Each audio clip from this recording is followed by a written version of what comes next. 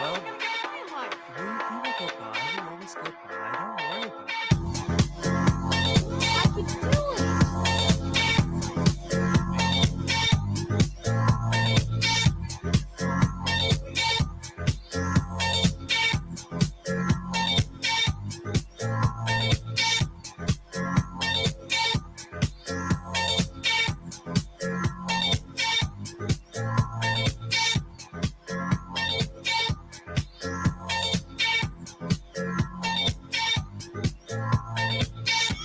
Baby, I feel right. Music sounds better with you. Love nights bring us back together. I feel so good. I feel right. Music sounds better with you. Love nights bring us back together. Baby, I feel right. Music sounds better with you.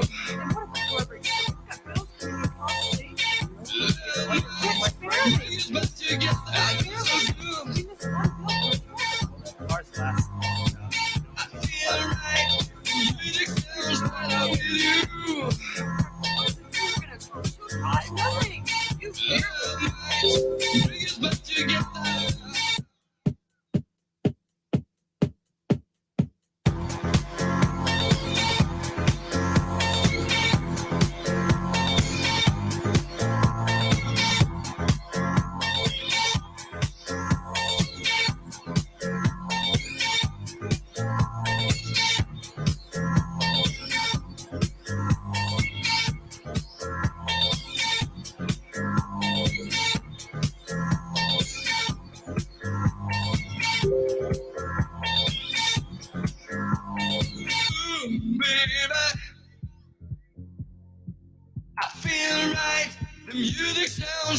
with you.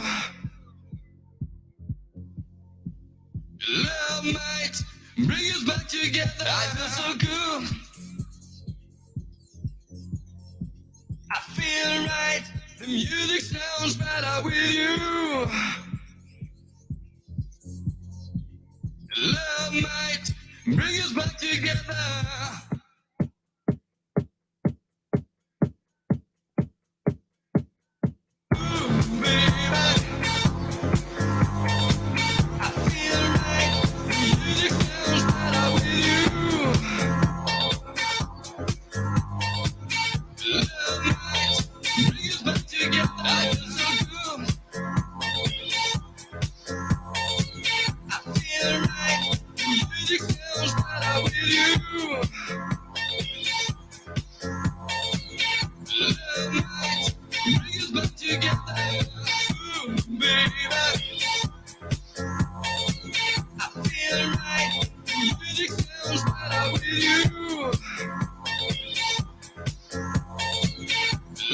All right, guys. So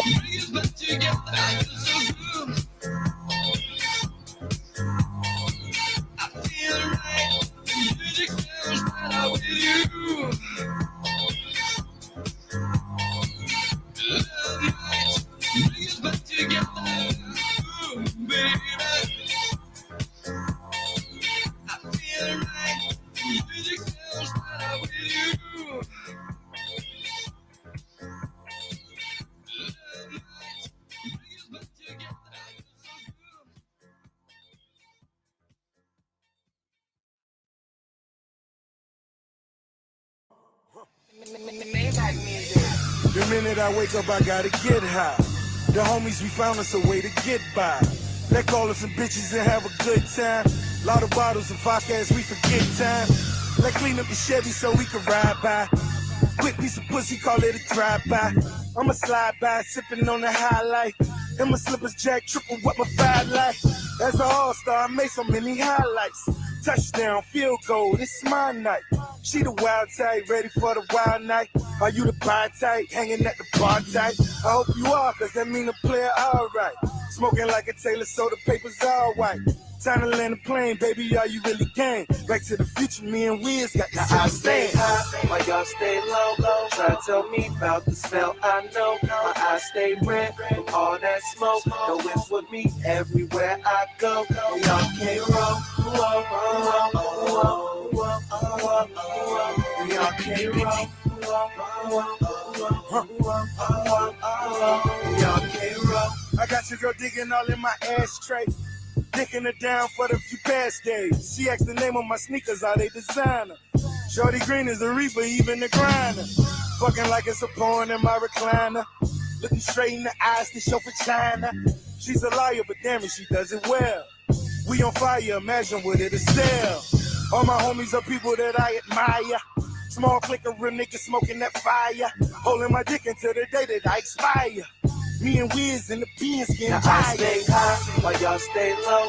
Try to tell me about the smell I know. My eyes stay red from all that smoke. No it's with me everywhere I go. And y'all can't roll.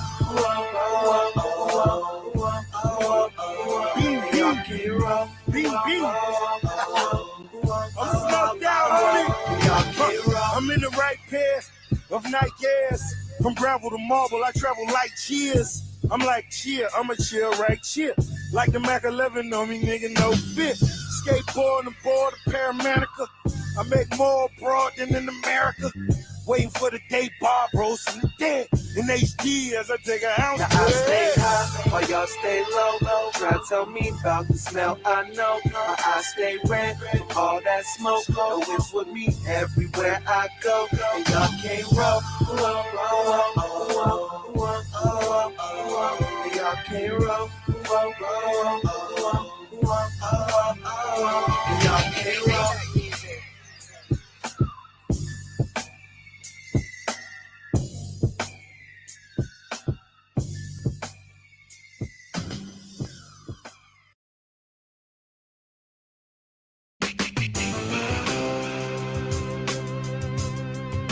Feels so good.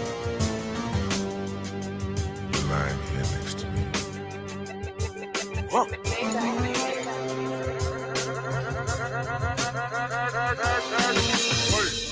I'm living underneath a telescope. Ciroc in my margarita in Mexico. Got a model with me that I seen on World Star. Introduced her to the world of La Perla. I'm talking S&M, but got her screaming A to Z. Talking the type of cheese she used to think was make-believe. I used to fuck them, then I made them leave. Leaving things, I had a bucket full of Maybelline. I had a bucket in my favorite green.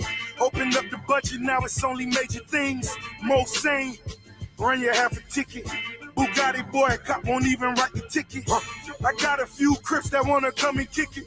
Catch blue balls if one of your niggas bitches. I know the feeling, gotta realign your wheels to life. Or better yet, maybe you should write your will a night. Deeper and deeper, in love with you I'm falling.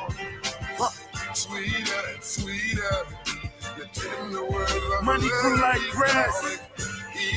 Money grew like grass. Money grew like grass.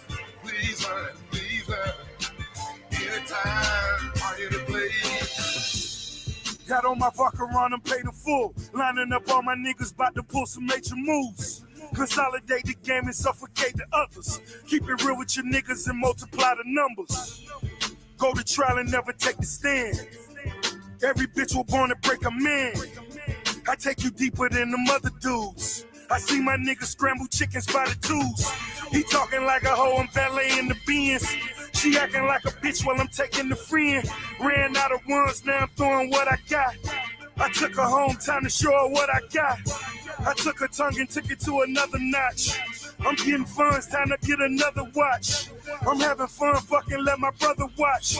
I got 30 cars and headed to another lot.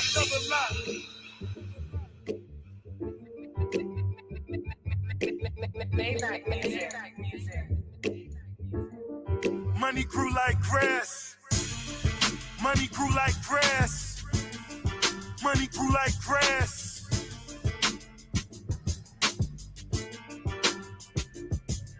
Deeper and deeper, in love with you I'm falling.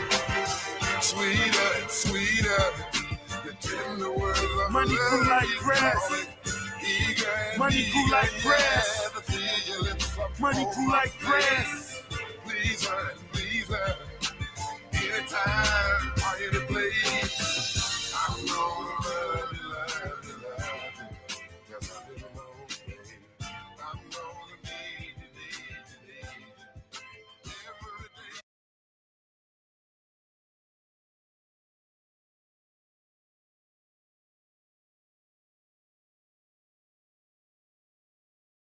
Maybach music.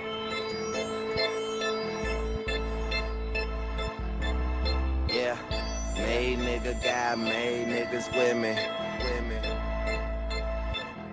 Fuck it. I ain't even counting money no more. If it ain't right, it ain't right. It don't even matter no more. Cut me up a little bit. This next level shit.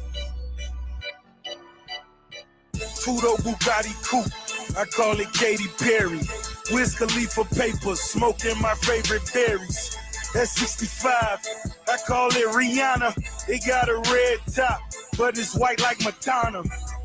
Made man, you hear what I said? Having a slumber party, all my bitches count bread. Made man, also known as Papi Chulo. Huh? And I'm running straight up in the cooler. My wrist always on frio. Call me Chili Chill. Huh? Superhead from Superhead, and I really will. Californication, motivation in my pocket. Got on my blue dicky. Shout out my nigga Rocky. Still smoking sicky. It ain't no other option. Not for made niggas. And I'm never stopping. I raised the bar. I set the standards. My yayo Usher Raymond. That bitch just keep on dancing. Dollar bills on top of dollar bills. That's all I'm throwing if she want lil' mama will. Made niggas talking a lot of skrill. 8 digits, a nigga trying to live. Made man, you hear what I said? I got 100 squares. If you're scared, call the feds. Made man, I'm screaming dollar bills. Pop the trunk on the Porsche, there they go, dollar bills. Riding around the city, plastic cup of Henny. Find a nigga like me, truth be told, I don't know many. I say shout my driver, Lauren. That's 62 with curtains. Can't see shit, I don't know where the fuck I'm at for certain. When it boils down, I'm just a T.O. nigga. But bitches tell me that I look just like a Creole nigga. New Orleans know it's love every time I'm in town. Shout out my nigga Tez, that's my brother, my round. Spending tomorrow's money, I call it mañana. Off the rack, this ain't my style, I call it designer. One of my baddest women ever, I call her Rihanna. But that's cause her name is Rihanna. I'm in the condo just posted watching Miami kill. I might just walk to the arena and watch it for real. Ashes to ashes, me, Rose, and Cali. Smoking bull rider, shit moving slow as a ballad. Tattoo on your ass, it'd be nice if you show me. I'm buying bitches first, Mike Tyson, Naomi. I got the right to do it, it's only right to do it. Love me some head and I love a woman that likes to do it. Still love my team, ain't no other option. Not for made niggas, and I'm never stopping. I'm Damon Wayans, just know that homie don't play that. You know we run it, my nigga, Young Money Maybach. Dollar bills on top of dollar bills. That's all I'm throwing if she want lil' mama will. Made niggas talking a lot of skrill. 8 digits, a nigga trying to live. Made man, you hear what I said? I got 100 squares. If you're scared, call the feds.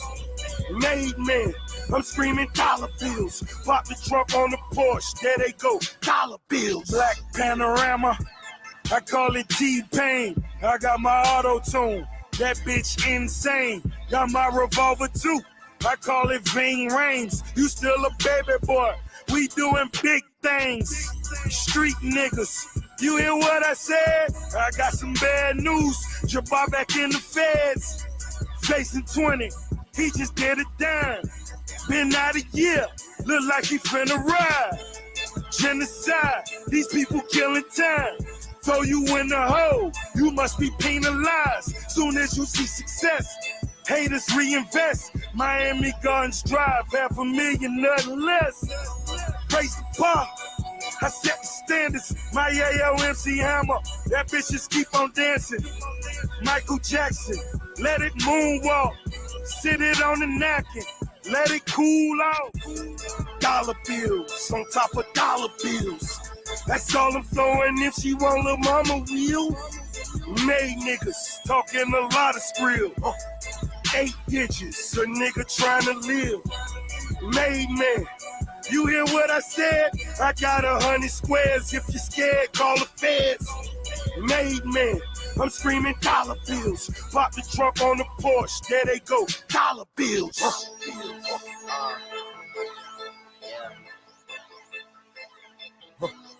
Yeah, made nigga guy, made niggas women.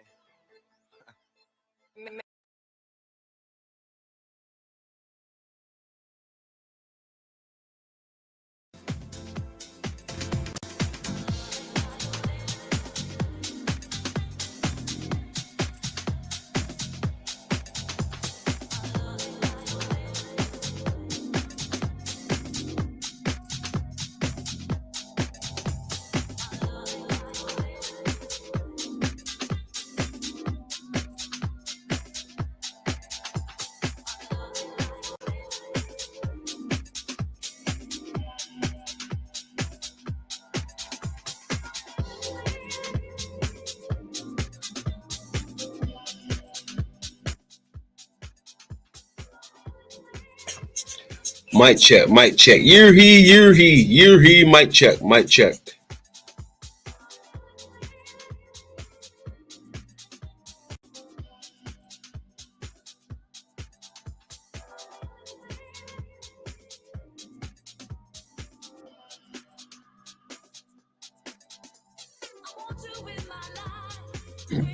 Year he, mic check. Year he.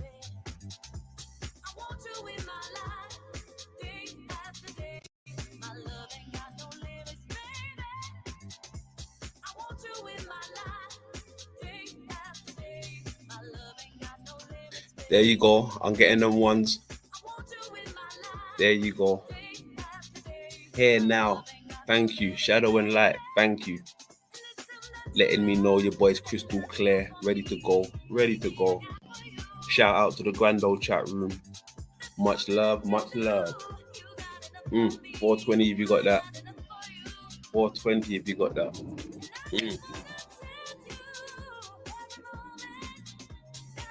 Wicked. In no particular order. Let's go. Compadre, ruled by Saturn, in the building. What's going on, ruled by Saturn? Much love. Anto in the building. Here now in the building, aka Jen. Much love. Who else we got down there? Infamous Grill Sniper. What's going on? Sister Yemi in the building. How you doing, Yem? Much love, sis. Brother Alki in the building. Alchemos 83. Good stuff. Got Tarek in the building. How you doing, sir? Good evening from London. Good evening. Good stuff. So yeah, let's get right into stuff, man. Let's get right into stuff. You know, I wanted to go over a few things today. I also wanted to go over the segment that I missed with Crow and NACHIKETA. NACHIKETA. That's a level-headed brother. Very level-headed. Good guy. He's one of the good guys. I guess you could say he's considered one of Team Evil. Welcome, NACHIKETA. Welcome. Yeah. Big up, NACHIKETA. Big up. Much love. Lay low. Much love. Good stuff. So how you lot feeling, man? I hope you lot are okay. Happy Thursday. Happy Forge Day. Just gonna keep doing what we do over here, you know, all eyes on us. They're even stealing my little accolades. They're stealing my slangs and my wordplay out there, right? I noticed, but it's good. Make me blush sometimes. Makes me blush.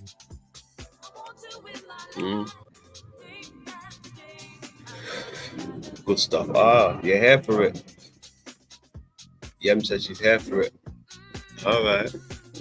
Well, there was about what 2 hours on the upload, but I'm gonna play it from the first hour. Right, we'll play it from the first hour.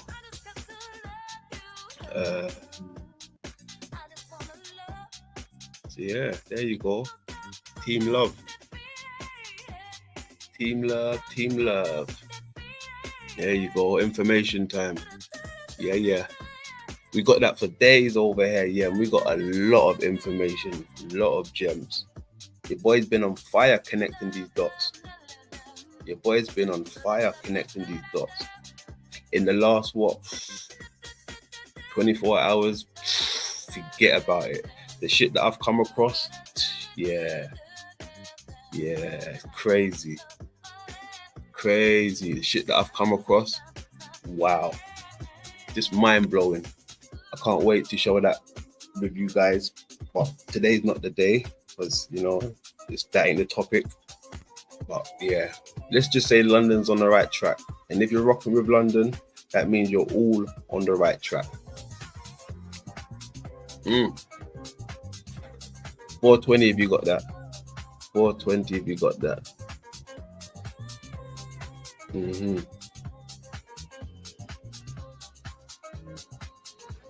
The bird one was good. Thank you, sis. Thank you. That's Sister Yemi letting us know that we're doing good work over here. Good stuff. Data overload, yeah. Facts. Good stuff. Venus in the building. What's going on, Venus? Much love.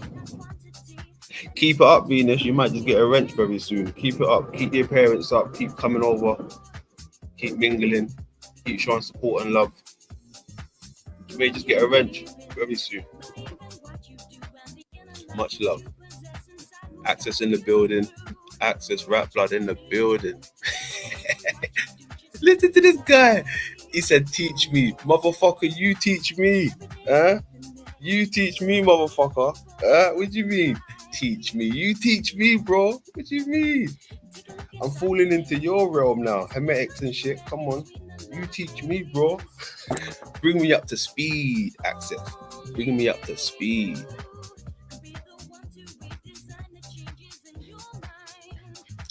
It's a new handle. Angels and Waterfalls. Watch lady. It seems very familiar. But very new at the same time.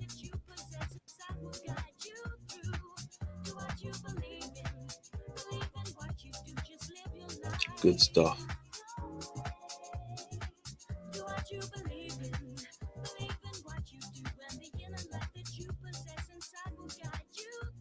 So 420 if you got that first of all. Hold on, let me just make sure 420. Boom. Alright, 420 if you got that. Yeah, so today we're just gonna go over a few things. Tomorrow I'm looking to go live on the McLovin channel, London Man headquarters, HQ.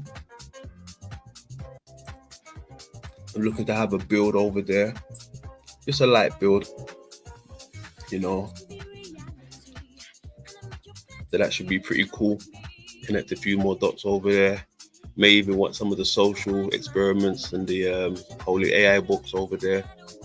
Have a little chill out over there. But yeah, let's get into some of NACHIKETA and Mr. Crow.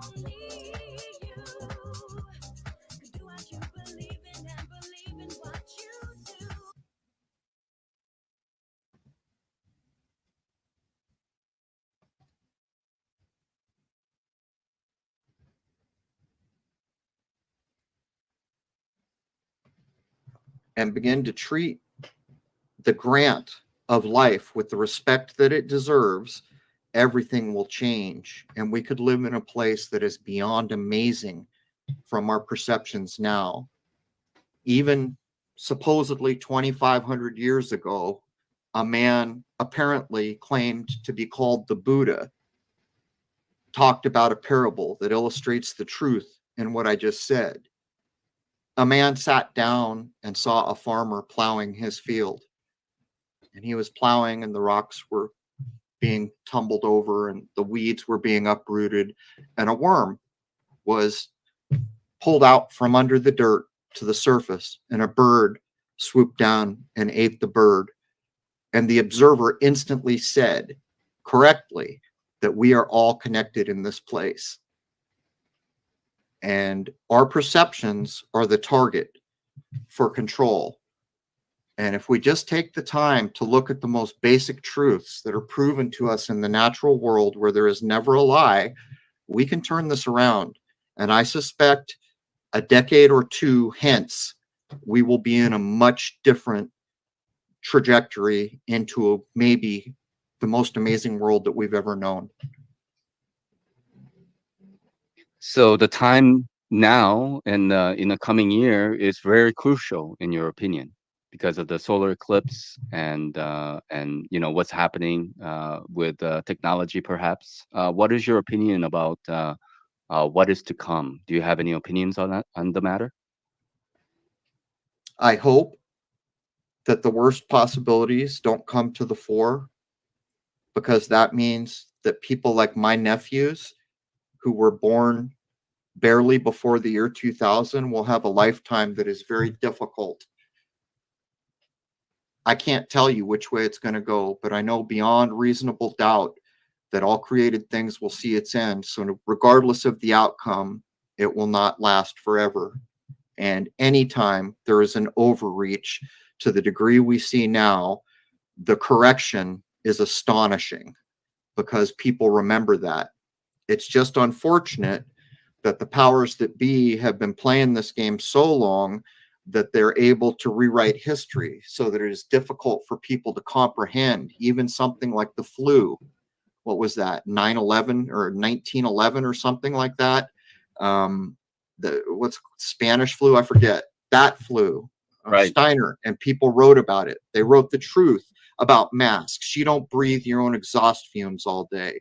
He wrote the truth about supposed vaccines. He wrote the truth about a lot of things. And yet, even though we have that historical example, the people who control the information systems have accurately rewrote or obscured history to the degree that they were able to pull it off again for a couple years. They're not going to be able to do that again without massive force put behind it. But they may try to do that with massive force. But at the end of the day, each person, regardless of what the rest of the family or the rest of your friends or the people you know, you can chart your own course. When you go through death's doors, you will do it by yourself. Never forget that. You will not be guided. You will not be handheld. You will go as you came in. There is never a time that you can't change where you're going in your future. Do you believe that in some of these stories about how people, get to rewind their life and then kind of go through all their actions and, and see for yourself, maybe from another perspective of your intentions and actions and words and everything that's been done to perhaps help the entity or the individual to see themselves in a different light? Absolutely. And actually, wouldn't you expect like the Generation Z or the millennials to, by the time they're my age, much of their life will have been filmed and they can review it. And yet, what do we see? But in terms of the life review at end of life, yeah, absolutely. That's what it's intended for. But unfortunately, as far as I can tell, when you're put back in a womb, your memory's wiped. Think about this. Every day we look up at the moon. And so I will ask everybody listening, what does the moon look like? What would you suppose is correct just by a visual, review of the moon? All right. Crow's about to touch on the moon, I suppose, now. For those of you who don't know, he was the first person out of, the regular folks to film the lunar wave, right? There was a thing called the lunar wave that everybody was ranting and raving about a few years back. This is the guy who filmed it, who caught it, Crow 777. So I thought I'd add that to it while he's talking about it. Let's keep going. What's going on in Flow State? Don McRon, how we doing? Big up, big up. Let me know if anybody wants the link out there and I'll put it down there. Peace.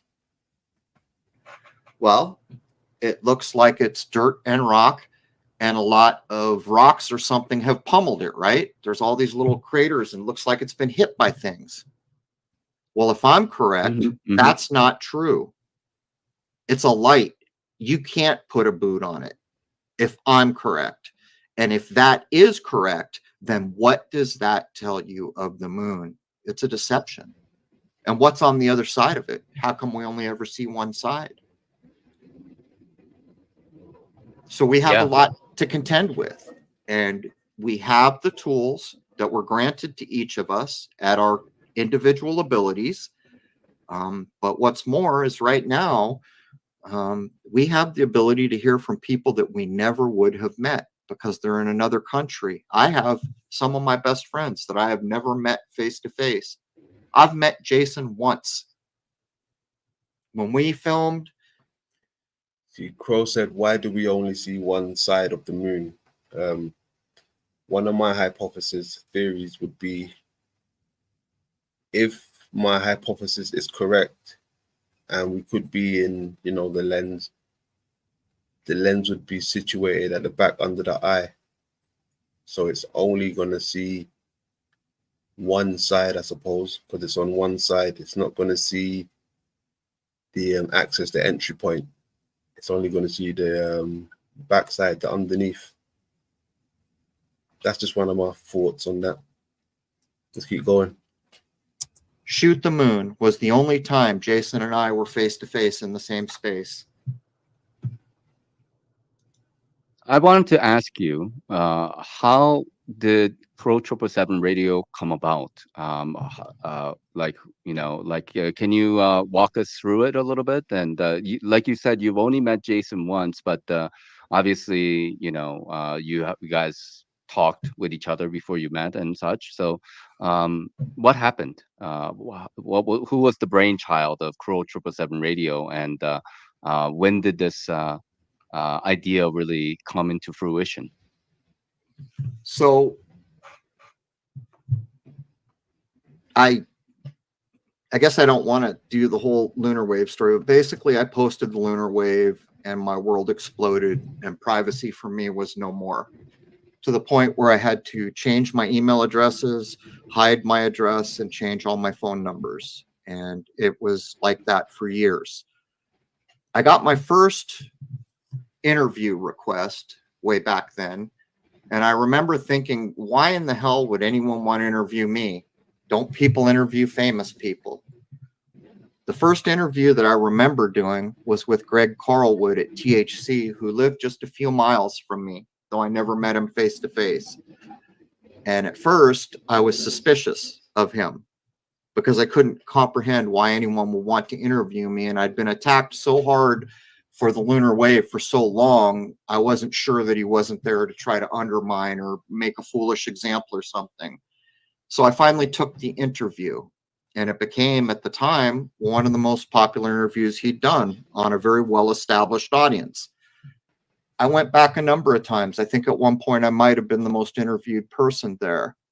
And that's when I began to realize that I could probably do this and offer a perspective that I feel is missing.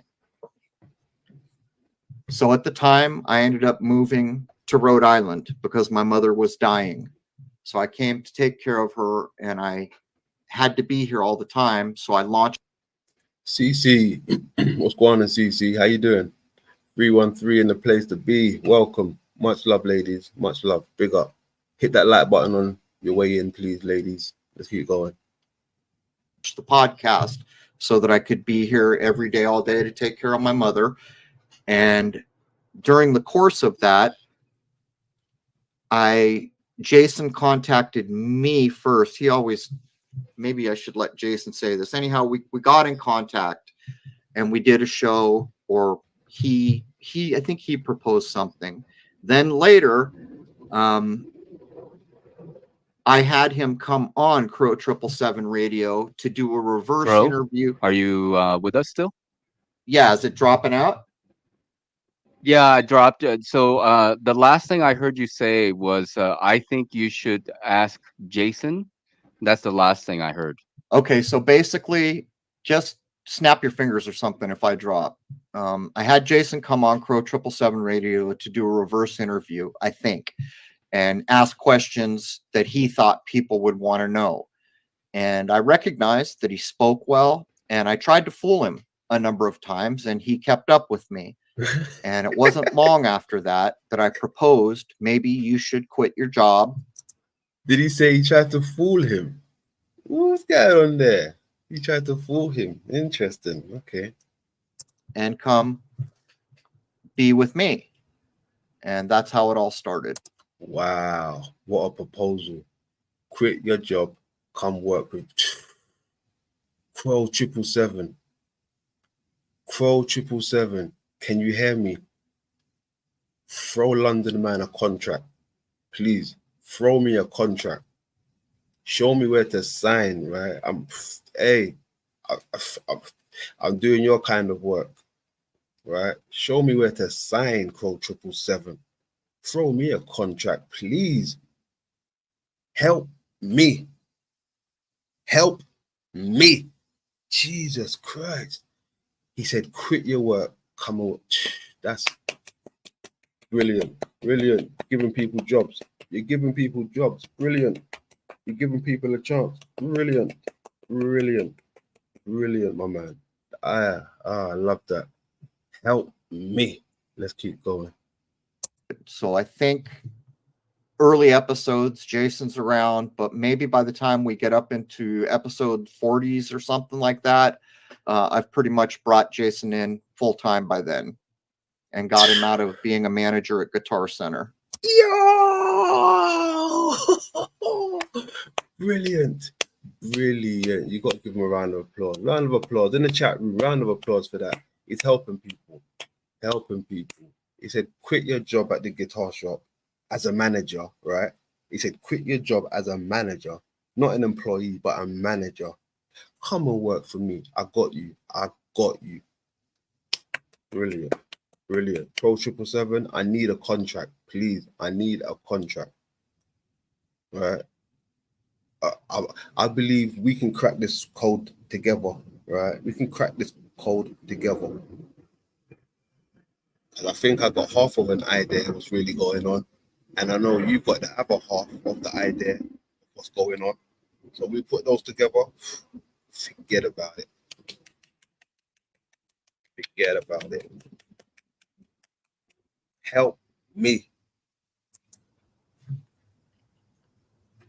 This was 2019, 2020, did you say? No, so I got here in 2015. So I think I launched Crow 777 Radio in 2016, but my presence online goes back to 2013, though my work goes back to the early 2000s. I just never posted it until 2013. Good stuff. When did the lunar wave thing really take off? Well, that must have been prior to 2013 then, yes? No, it was instantaneously. I accidentally filmed it at the true fall equinox of 2012. I held on to the footage for a year and people bugged me. I was a webmaster. I made websites for a long time. And I didn't want it. I knew social media I knew it was wrong. I knew where it was going. I didn't want anything to do with it. But people kept saying, you've got all this footage and that lunar wave, you've got to get a YouTube channel. So I finally did. The first thing I put up was a long edited together video with, I had guitar and my nephews were playing music, but YouTube copywrote it. So the first 2 half-hour clips with a bunch of footage I put up got nailed. One of the very first things I put up was the 2012 lunar wave, and instantaneously all hell broke loose. And exactly 30 days later, the flat earth movement was in full swing, and everybody was referencing that clip as part. Yo, can you see that? You see what he just said? Soon as he done his thing, uploaded, the flat earth ran with it. Yo, he said the flat earth ran with his shit. Yo, okay, okay. Interesting. Very interesting. Okay. Let's hear some more. Of, maybe put it this way, if we don't know what we thought we knew everything about the moon, what else don't we know, kind of idea. But it was intricately being referenced and tied to the flat earth movement. Maybe it would be safe to say it was a big part of what happened. What do you, well, initially when you were filming the lunar wave, what were your thoughts during that time? Because it looked like some kind of rendering or something like that was happening there. But what were your thoughts during that time? Well, I'll tell you one thing, talk about serendipity. So I was filming back then. I had a 16 megapixel Canon camera on the back of my telescope, and I was viewing a 3-inch LCD window. So many odd things happened the moment I captured that. First of all, I always kept the scope on the moon, because when something happens, it happens very quickly in a couple seconds. Like if something happens for 10 seconds, that's a long time. For some reason, I panned the scope, and I don't think I'd ever done this while I was filming, below the moon. As I panned below, the wave started, but I didn't see it on that little 3-inch LCD. So I panned back up dead center on the moon, and then the wave caught up to the camera. And I didn't realize any of this. I thought exactly what you did. Oh, crap, something's broke here. Something's going wrong. So I stopped the recording after a short period, and I went over to hit the delete button, because that's what I did. I reviewed. If I didn't see anything of interest, I deleted it, because it's hard to save so much video. For some reason, I didn't delete it, and that was the first happenstance. I kept thinking about it. I'm showing it to people. And finally, one day I'd had enough, and I just deleted it off my laptop. Wow. And that night, as I laid down, the epiphany hit me, and I went, oh my God. I ran out, I booted up, I got it out of the trash can, and I looked at it, and it scared me, because I realized beyond argument, it is a filmed event. And the camera pan proved it, because I panned the camera down, and the lunar. That's crazy. So he deleted it at first, and then he had to think about it, and then he realized, wow, I've done that a few times, you know. I've done that a few times. Even when I've had pictures or stuff from back in the day, and I've had it sitting there for some time in the archive, and then recently when you have a look at it, you're like, wow, this is what this really is. You look at it in a different light, and you're like, wow, I can't believe I didn't know what this was all along. So I understand what he's saying. But he's lucky, man. He's lucky. He said he had to go back down into the trash cans and pick it up. Lucky. Good stuff. Lunar wave starts. I pan above the lunar wave, and the wave catches up to the camera on the moon. And that's when everything changed. From that, I don't know, it was weeks or a month or something had elapsed. But from that moment on, I knew this is a filmed event. Yes. Wow. That's actually quite amazing, because like if those events didn't happen just the way it did, then you would have just considered it to be like some kind of a mechanical malfunction or something. You know, if you already had it on the moon and then you saw something like that, you would have thought that it couldn't be. Think about this. This is a what I'm prime seeing. this is a prime example of how we program our own minds erroneously. So here I am, a video editor. I was a video engineer at my first digital job. I know damn well what it looks like when digital failure occurs in video. You see rips and tears and boxes and straight lines. You do not see an organic wave. And yet I had convinced my mind that the only feasible answer was that my equipment was failing when every Wow. He almost tricked himself. You see that? Even though he knows about technology, he's been in the field for quite some time in the technology, right? So he's saying he almost fooled himself, convinced himself it was nothing. That's crazy. That is crazy. You almost convinced yourself that it was nothing. That's wild. Hey, I hear what you're saying. I hear what you're saying. Just to hear you say it, yeah, it speaks volumes. I thought it was just me. Let's keep going, Crow. Thread of evidence said the exact opposite. The moment that I knew it was a filmed event, all this came tumbling back into my mind. Like, how can you be so obtuse as to think something that looks like that could possibly be digital failure? Once you came to the realization that this was a film event and something was going on with the lunar wave, what was your initial thoughts about what it was? What was happening? Did you have any theories on it? Yeah, at first, I thought these things, all of which are wrong. I thought it was peculiar to the moon. I thought it was tied to the equinoxes, which was actually backed up to lead me in the wrong direction. A year and a half later, I filmed the second lunar wave near the spring equinox. First one filmed on the actual fall equinox, or the equal day and night day, not the equinox they announced. That's just a lie. But I held on to the footage for a year because I didn't want anything to do with social media. And I see, he said it. He held on for it for a year. We do that. I've got stuff from a year ago in my archive, and I'm still thinking to myself, what am I actually looking at? I've got stuff in the archive that I'm not 100% sure, you know. Not 100% sure. That's why it's still sitting there. It haven't been presented yet, but I know it's something. Right? I'm just waiting for confirmation. Right? Waiting for confirmation. So I hear what he's saying there. Good stuff.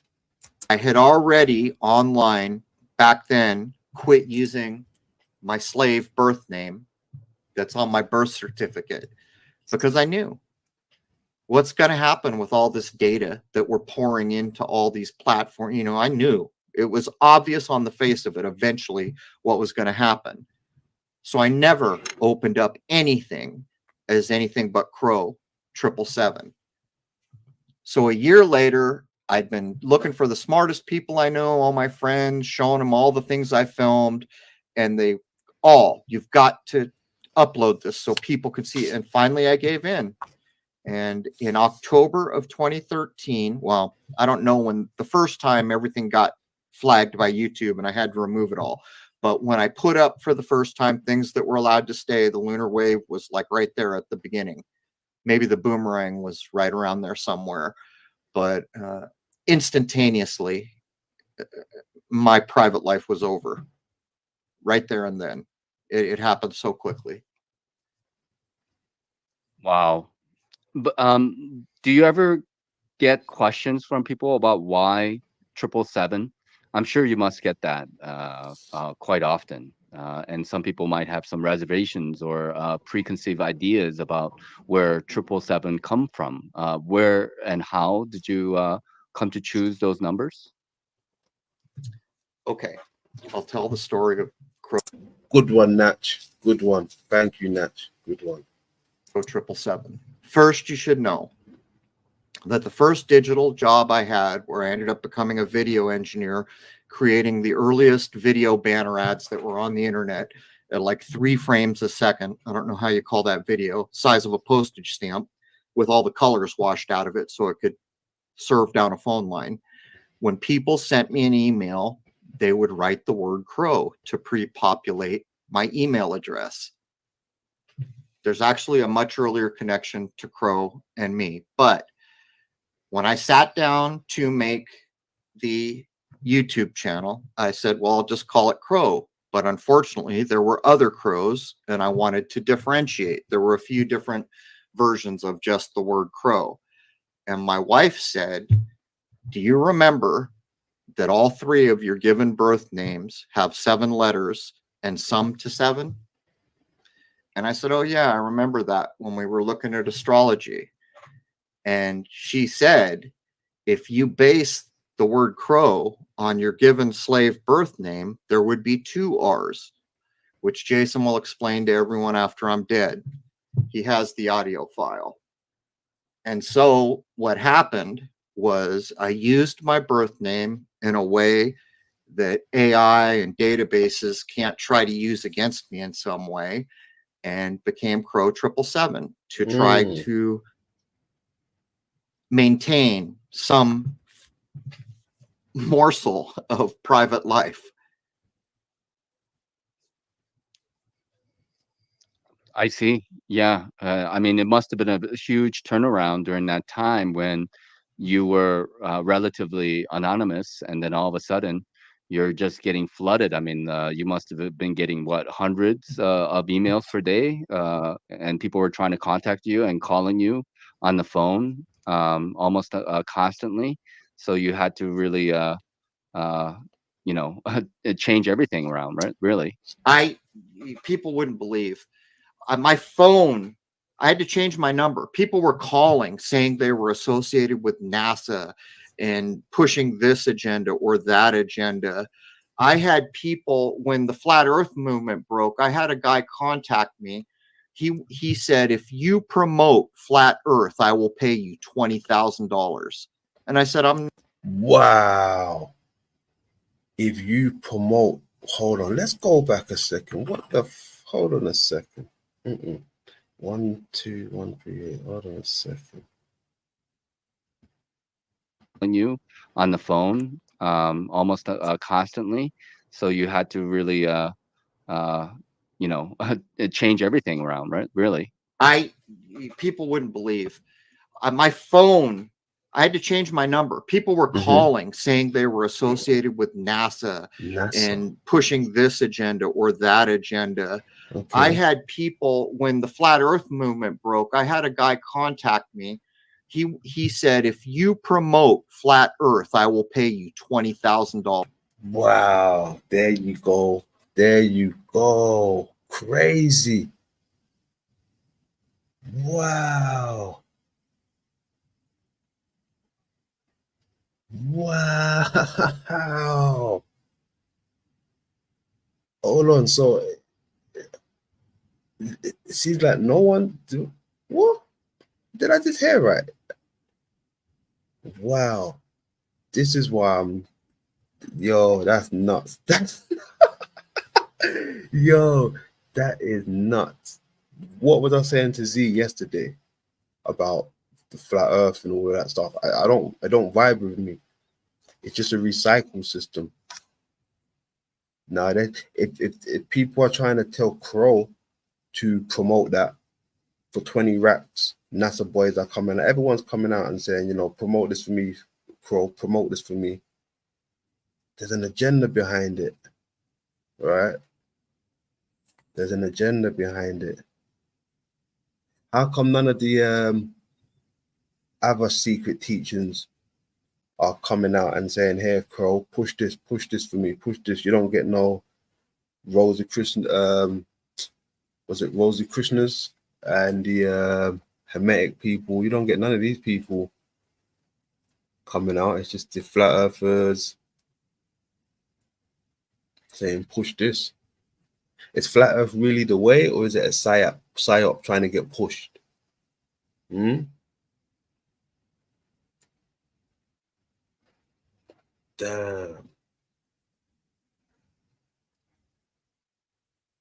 I mean, all right, for argument's sake, let's say, you know, there was a bit of flat in the galaxy, right? A bit of flatness in the galaxy, in our realm. That's only a small fraction of it. That's why, that's nuts. That is crazy. He's saying, give me 20 racks and I'll promote flat earth. Sorry, we'll give you 20 racks if you promote flat earth. You don't have to pay to promote that. The truth should stand by itself, really, right? The truth should really stand. I don't know. Let's hear what Crow said about it. That's interesting. We're going to talk about that some more. Let's hear what Crow said. And I said, I'm not going to promote anything I don't think is true, and I'm not a flat earther.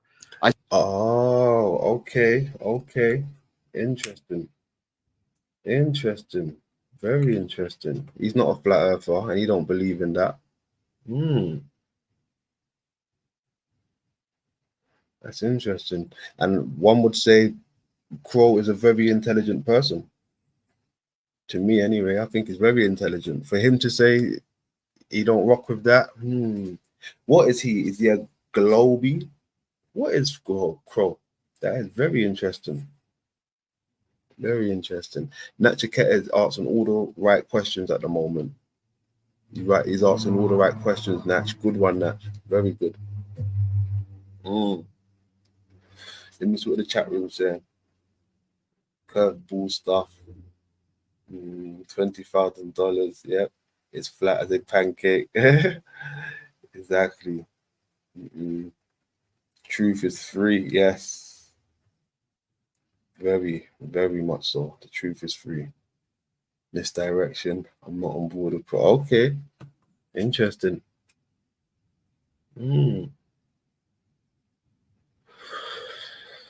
Very controversial by Squizzer. Squizzer, you're not on board with him. Let's keep going. I support everything they do. They're doing exactly what everyone should do. Should be questioning all the lies we've been told. But I don't join groups, and I offer out what I think is appropriate. On and on it went. It was, I don't know. It's hard to even fathom. And by the way, all those emails and other things, at first, I'd say a good half of them, they were not friendly. They were accusatory. There were videos popping up and people who were apparently directed to come mess with me.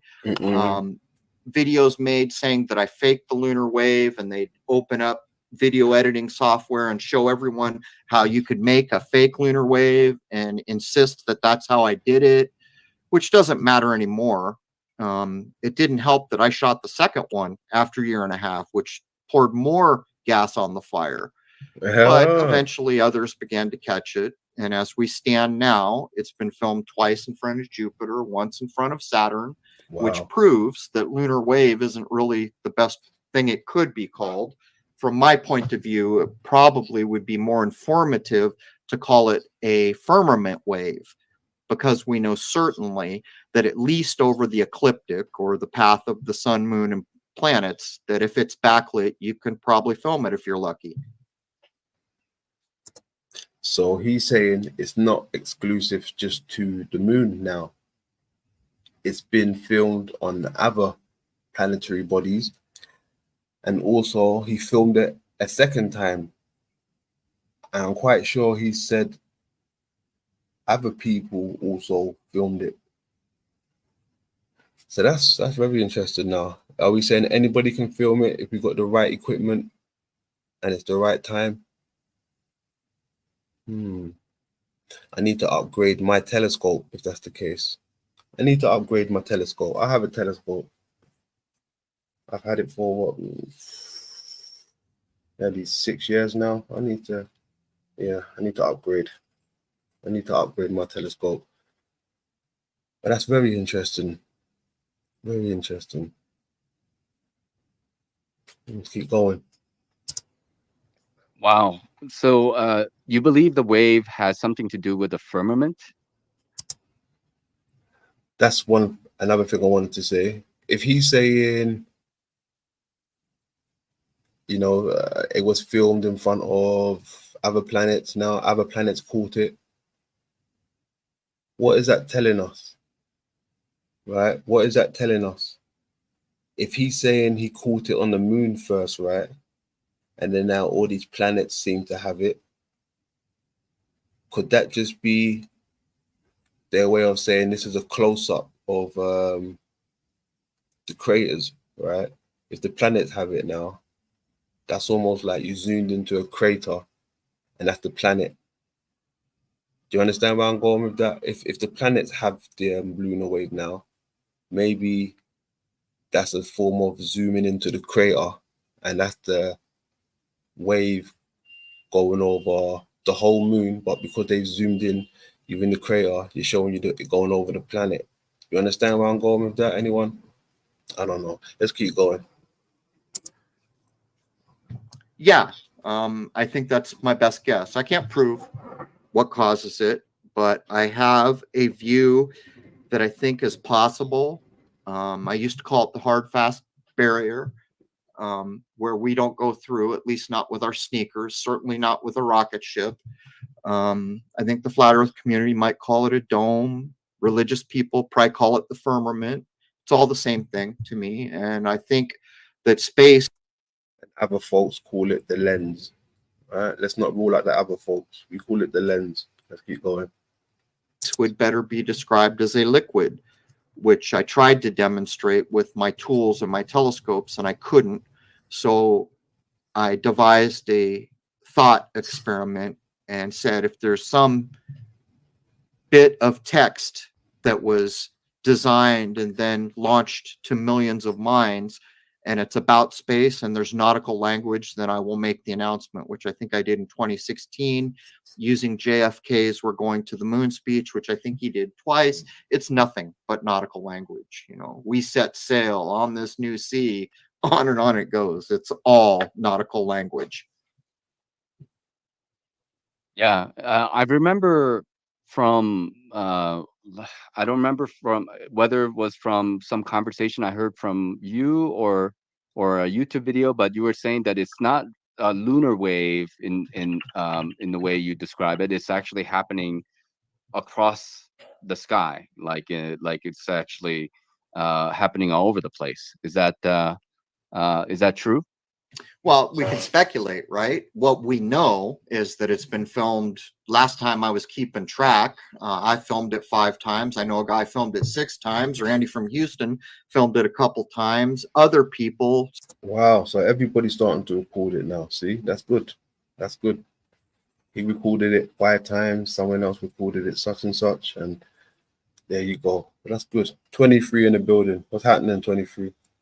Somewhere between 40 and 50 times. Now add on the Jupiter and Saturn. What we know for certain is that it appears to be filmable on the ecliptic. And so probably the reason that is true is because on the ecliptic, a planet or a moon or maybe a sun could backlight it so that you can see it. If I want to say it could be anywhere in the sky, I think that's quite possible, but it's just speculation. There's no way to back up that statement that I'm aware of.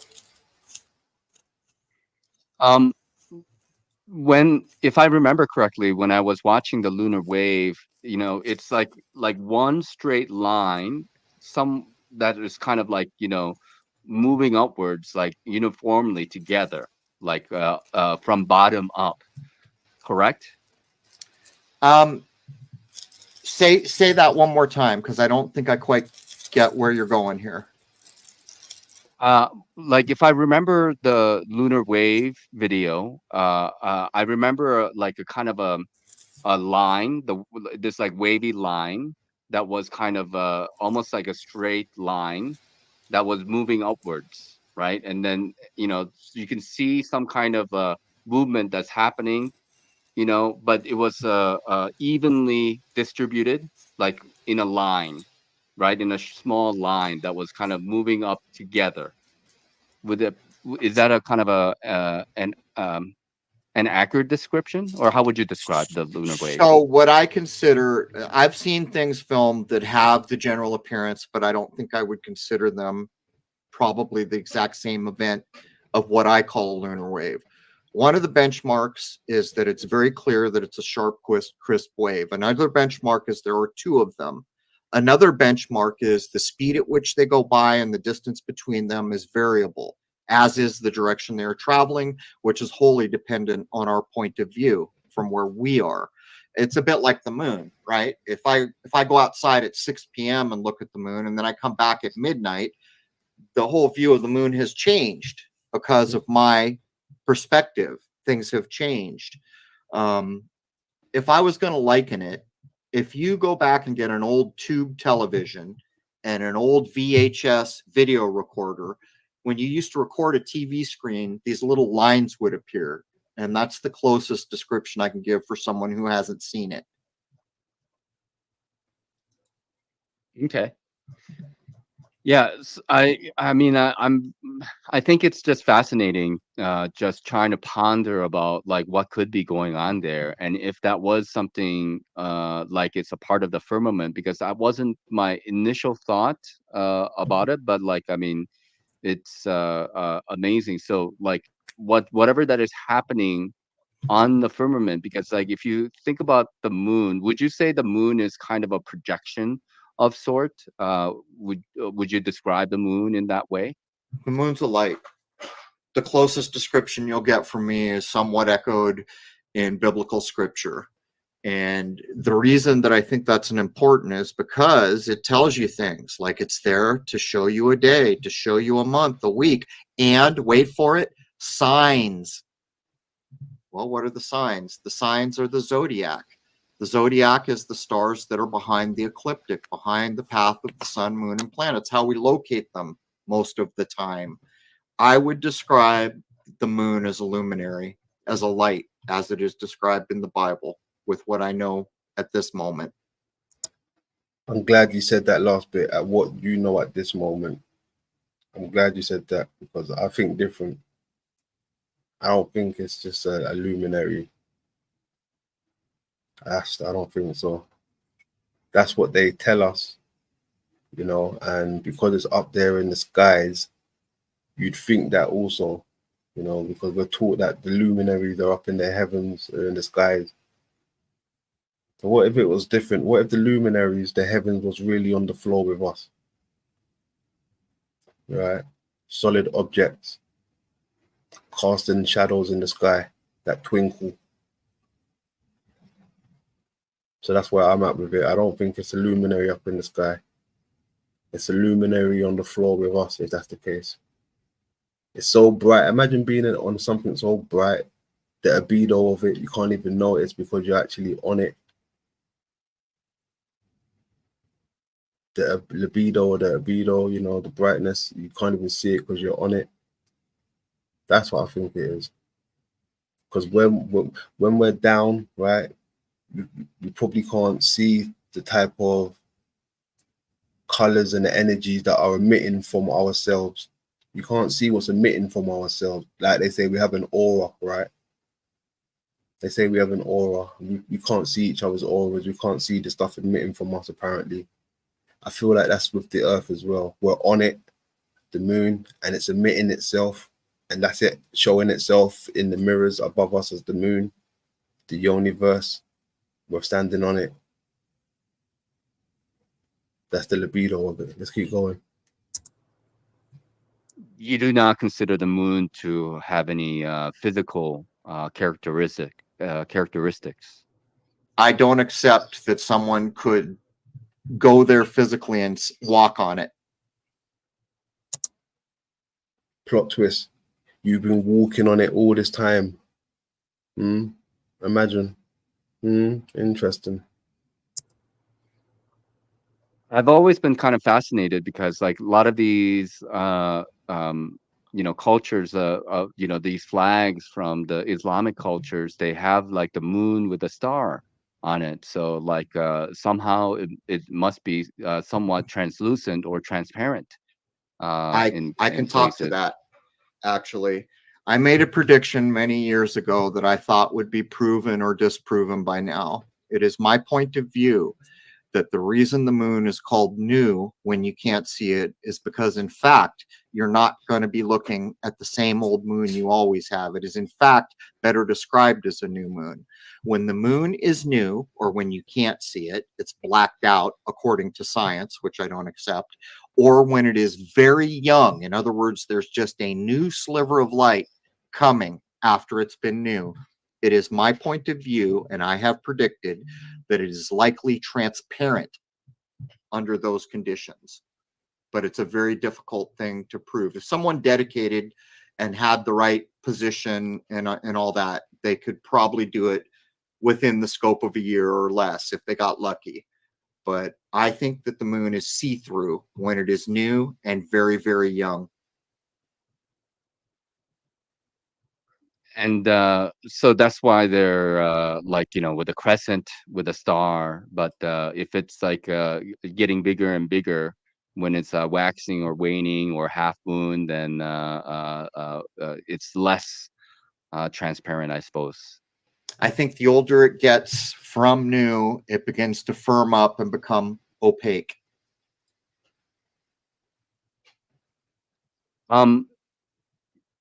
I wonder though if the lunar wave is something that has to do with the firmament, and you know, the lunar wave was seen on a full moon when you were filming it, then like, you know, if you imagine like the moon and the backdrop is the firmament, then how is the moon like are we seeing through the moon this, because I'm just wondering how it's working, like what's happening there in your mind?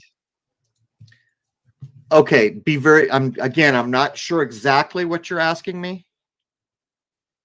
So like okay, so if the lunar wave is the firmament, is something that it has to do with the firmament, right? So that's the backdrop, right? So the firmament is quote unquote behind the sun, the moon, and you know, like Okay. Jupiter, all these planets and such, right? So Okay. if the moon is in front, right, and then you're watching the moon, and then the lunar wave is happening, like why is it possible for us to see the lunar wave, you know, the wave, and then if it's, why is it not just going behind the moon, right? And then like on the edges, and we can see we should be able to see the lunar wave, but we're able to see the lunar wave across the board, more or Okay. less, right? I see what you're saying. Well, there are some descriptions that would place the sun and moon as embedded in the firmament. So that would start to address what you're pointing out. I would also add that when I filmed in 2015, The Sun You Do Not See, which I've got a very expensive, high-end hydrogen alpha solar telescope that I'm about to start trying to film with again, to prove a few things, because the sun is a big deal in an age shift. That sun you don't see has the appearance of being on the far side of the firmament. It appears slightly smaller, a bit more red or orange, and you can't pull it into fine focus. The edge remains not sharp, like there's something in between you and it. But again, these things have to be demonstrated. There's a video I think on Aisling 717's channel, Tammy, you know, wife of Bob Nodell, and the gentleman who was using the telescope there was using some kind of Chris Van filter. Maitre. Chris Van Maitre, Yes. some years after I posted the 2015 capture of The Sun We Do Not See, or the second sun, Chris Van Maitre took a Coronado hydrogen alpha telescope and replicated what I did, to include all the tests I tried to do to prove that it's not a reflection. Cami Nodell, by the way, everyone have a thought for Cami. She recently lost her husband under terrible such circumstances. Cami is a filter expert because of the work she did. She took a polarized filter and I can't tell you the science of it, but she could.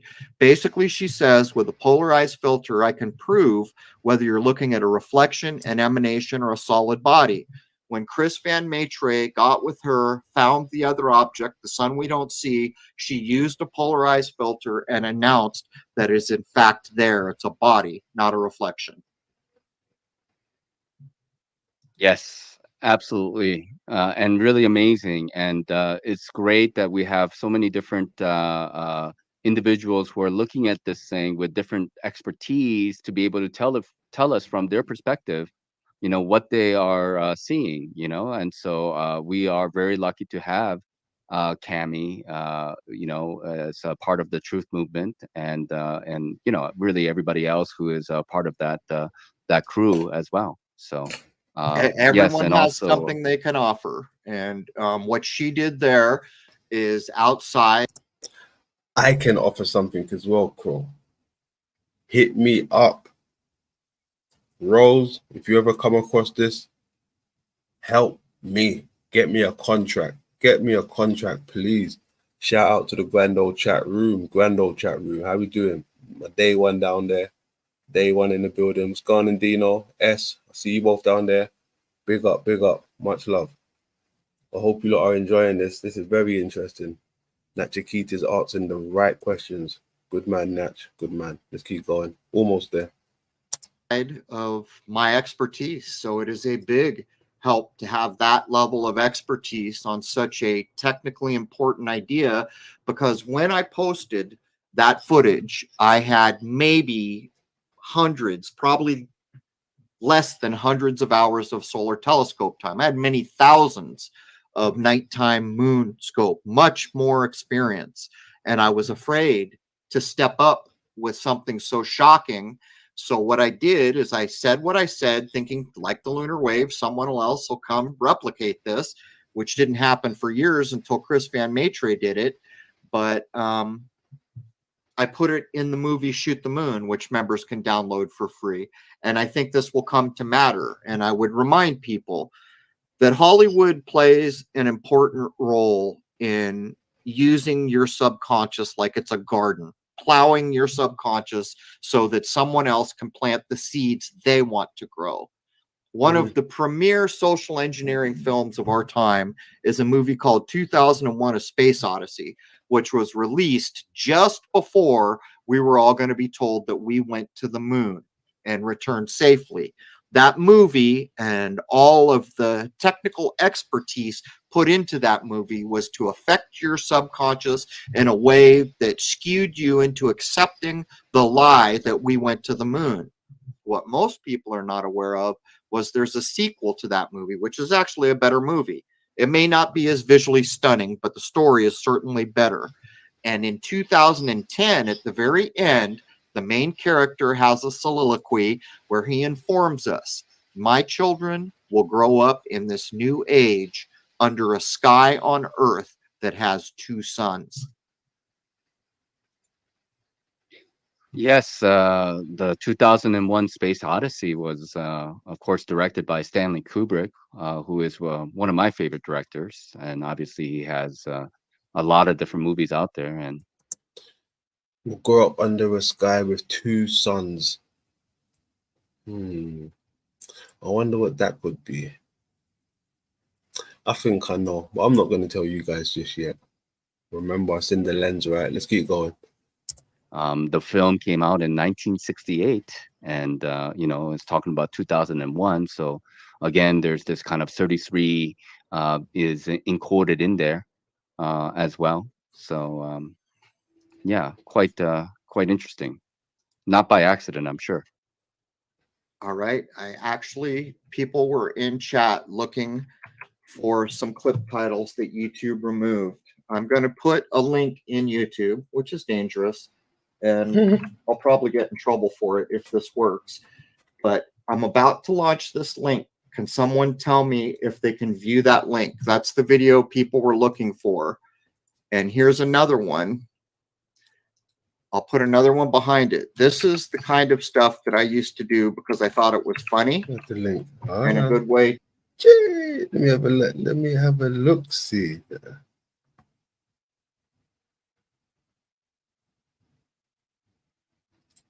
Oh, baby. Oh, baby. Cold. Yeah, we're gonna get into that. We're gonna get into that. And what's this one? What you got for me? Is that another one? Boom. So you think you know Wix, but do you? Oh, shit. We got some more shit to come. Oh, shit. Cold, cold. All right, don't worry. Let's keep going.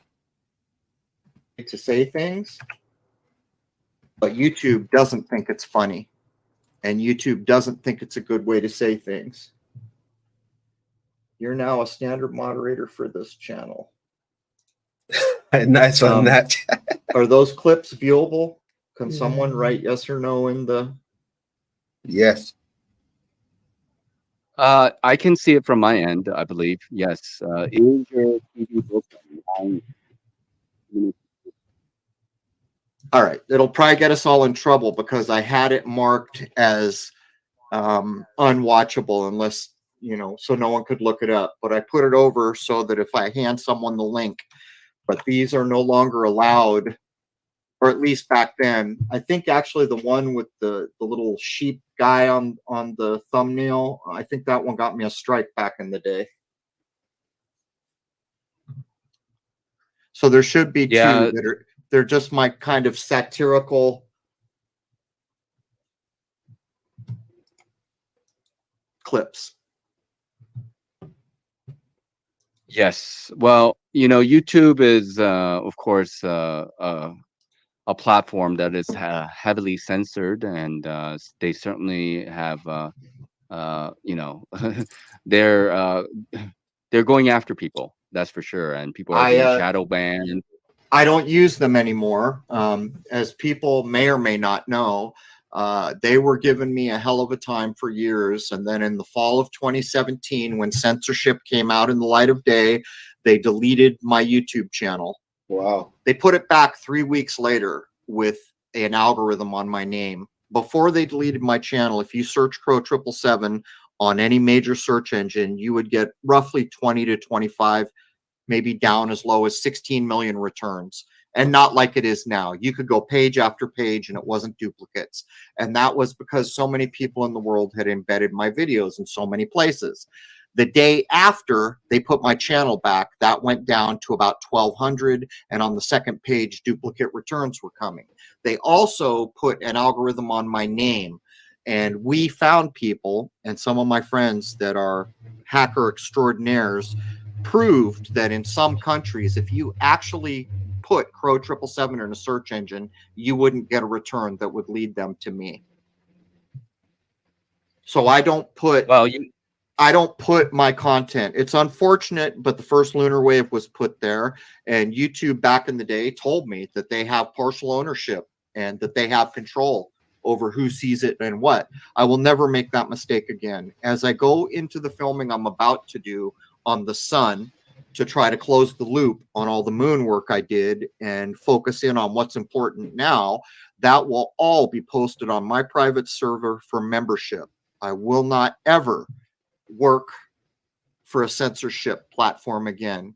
Any social media that I use is simply to tell folks that my website has new content. If you ask me questions there, I won't answer it. If you ask the simplest of things, I won't answer it. There's no worse place in the world to communicate than social media. Yeah. I mean, it's just the reality of the matter, you know, and you must be doing something good if you are being attacked the way you are by YouTube and other platforms. And, you know, I think that's a kind of an indication, at least in my mind, that you're going in a direction that is correct. And you must be hitting a nerve with them. But that's just the thing. I will never harm anybody. Not verbally, not any way. That's not what I do. And so for them to do this is, I mean, I don't even have words for it. The censorship that got directed at me early on, and even when the lunar wave first went up, I know there were certain individuals, some of them proved to be Masons, that were in groups that were directed to come try to house. One guy made a 27 clip run at me trying to pick a fight. And you'll notice another thing about me. I don't care what you say about me. I will never fight with anyone online. You want to lower your consciousness and say negative things, have at it. You say whatever you want. You're not getting a response from me. I will not put my energy into that nonsense. But it was terrible for many years, almost to the point where I nearly walked away right before I came out to Rhode Island to take care of my mom. And it might have been a saving grace that I had to figure out how to be able to make a living so that I could be in the house every minute of every day, just in case something happened. Yeah, I mean, I think life does work in very strange ways, and if there's any kind of a manipulation tactic or psychological tactic that can hook you, they're going to use it. I mean, that's the bottom line, really, and if it works, right? So it is up to us to be vigilant about what these tactics are and how they affect us, and then try to not get involved unnecessarily. Yeah, one of the worst things that people, and this is commonplace now, is to engage in lower-minded conduct online. The only reason these platforms exist is to provide data and food to AI. The most valuable thing in this world is not money, hasn't been for a long time. You might have argued gold or silver some time ago. That's not even near true. By head and shoulder and mountains, the most valuable thing to those who run this joint is data. Yeah. And it will always be, because of what AI can do with it.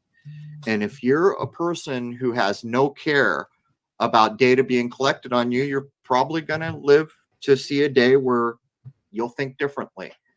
I have made it clear that I don't accept that someone has a right to infringe on my privacy. I have taken steps. I changed my name online. I changed everything. I have accounts with Privacy Hawk and hackers and other things to do everything in my power to remove my data. And I run my own private website, and I do it with rules. If you come to my website and you're rude, you might be fortunate and get a warning.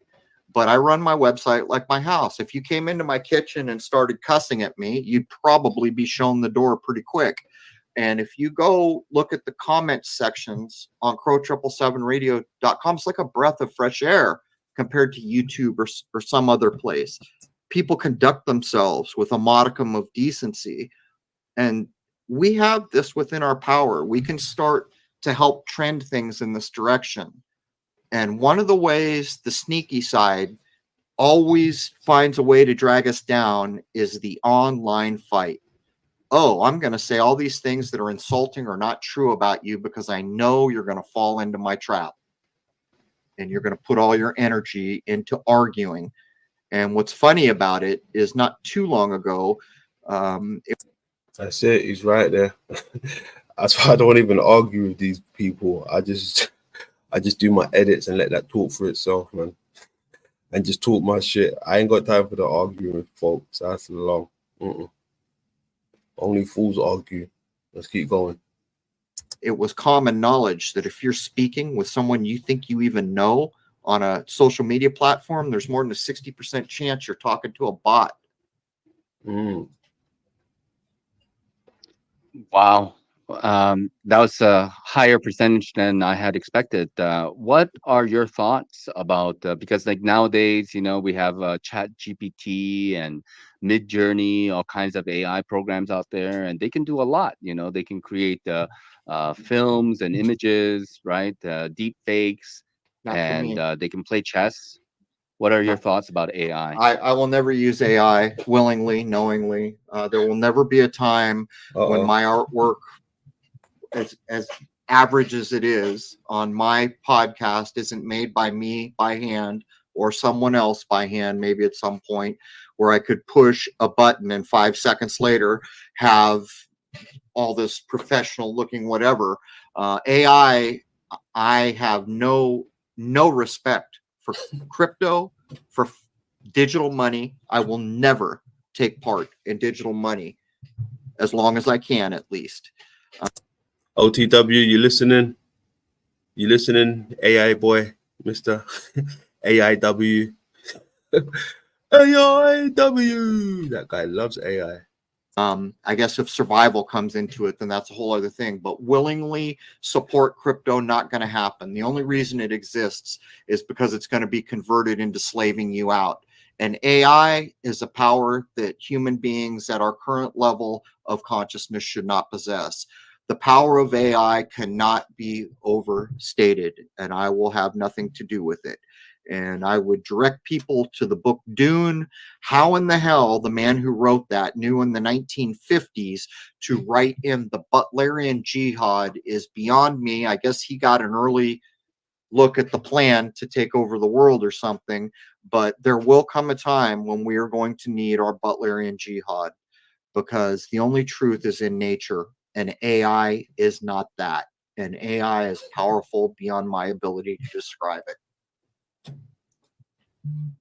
Frank Herbert's Dune is really fascinating work. I've read a few of his books, not all of the series, I have to say, but you know, AI is outlawed in their universe.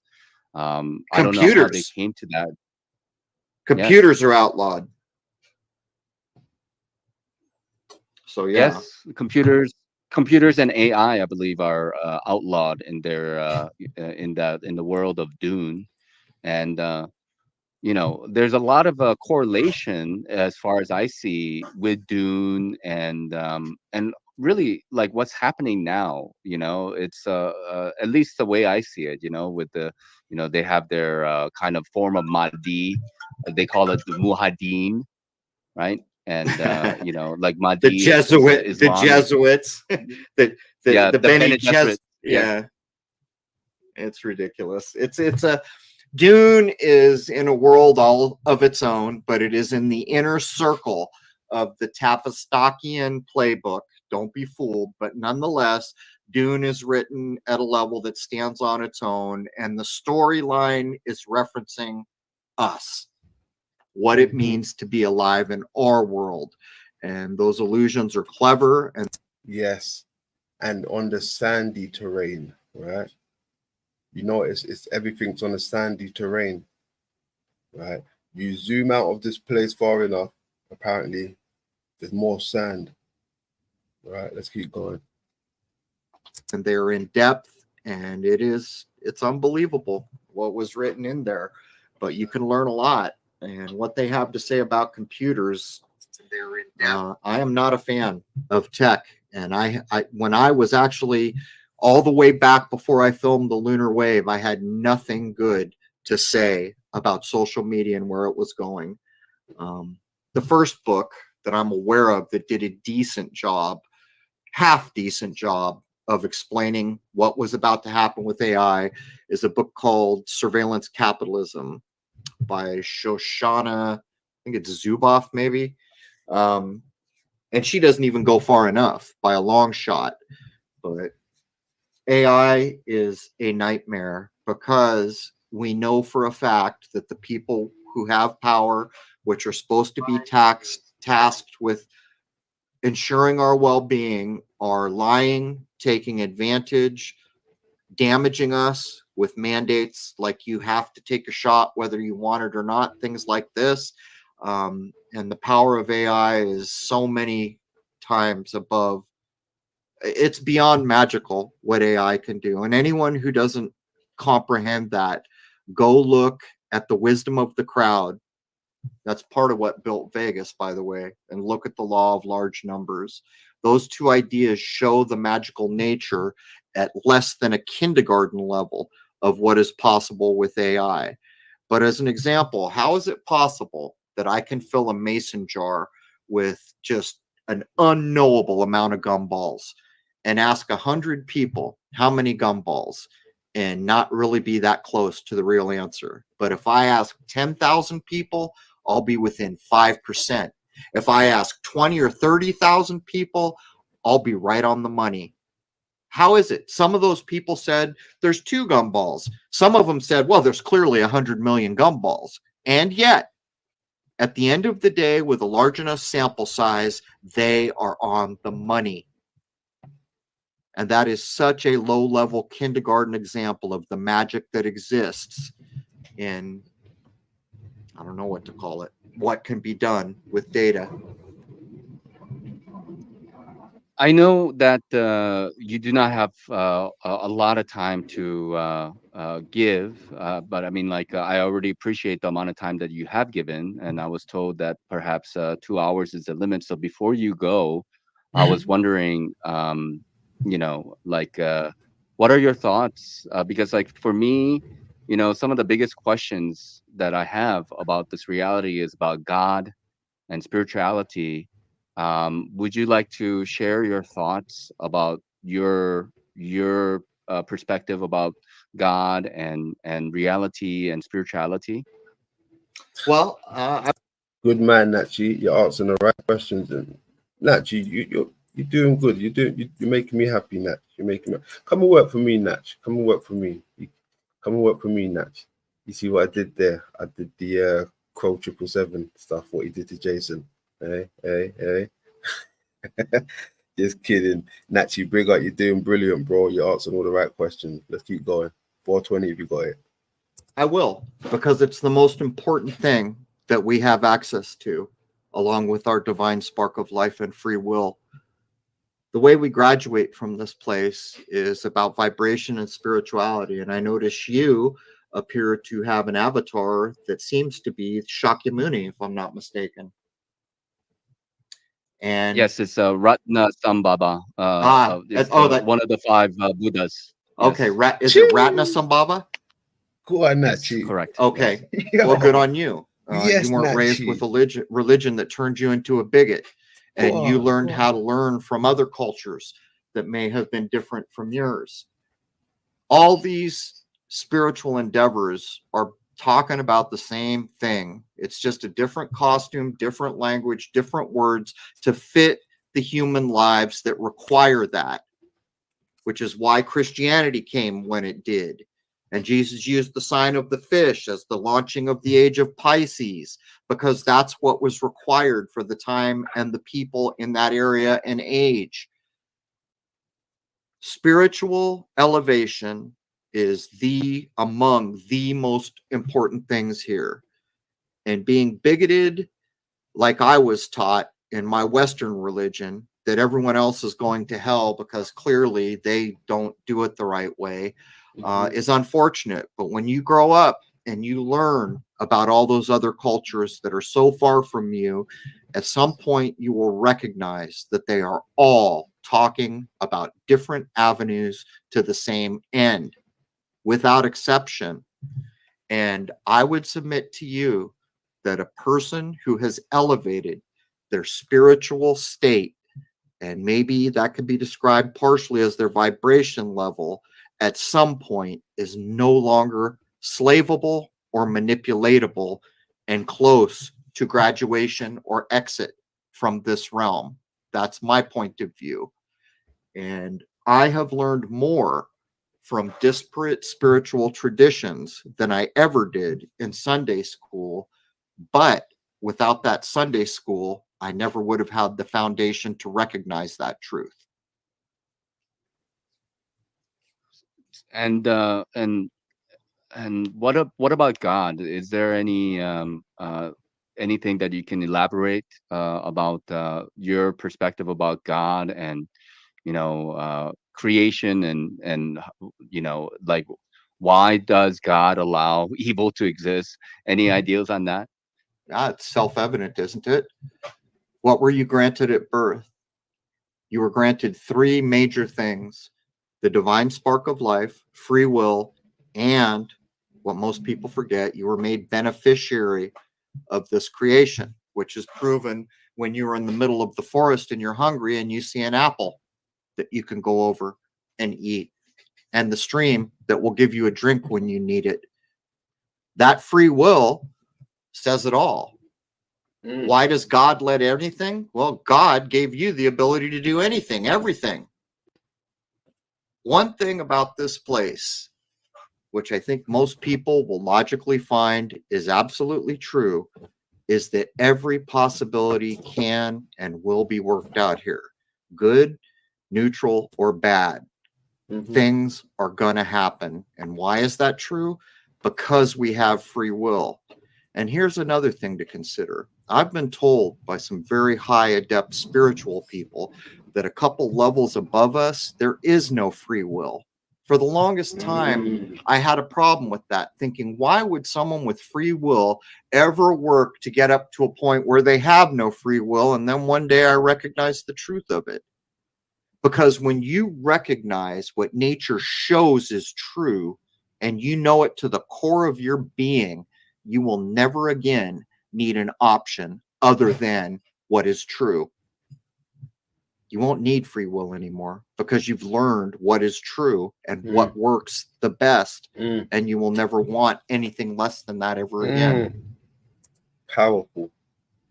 Absolutely powerful. Let me 420 for that real quick. 1 second, Mr. Crow and Nachi. 1 second.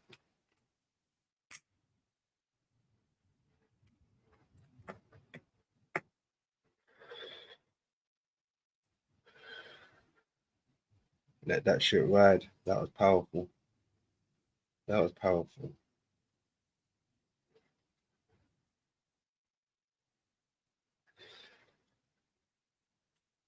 Let's go.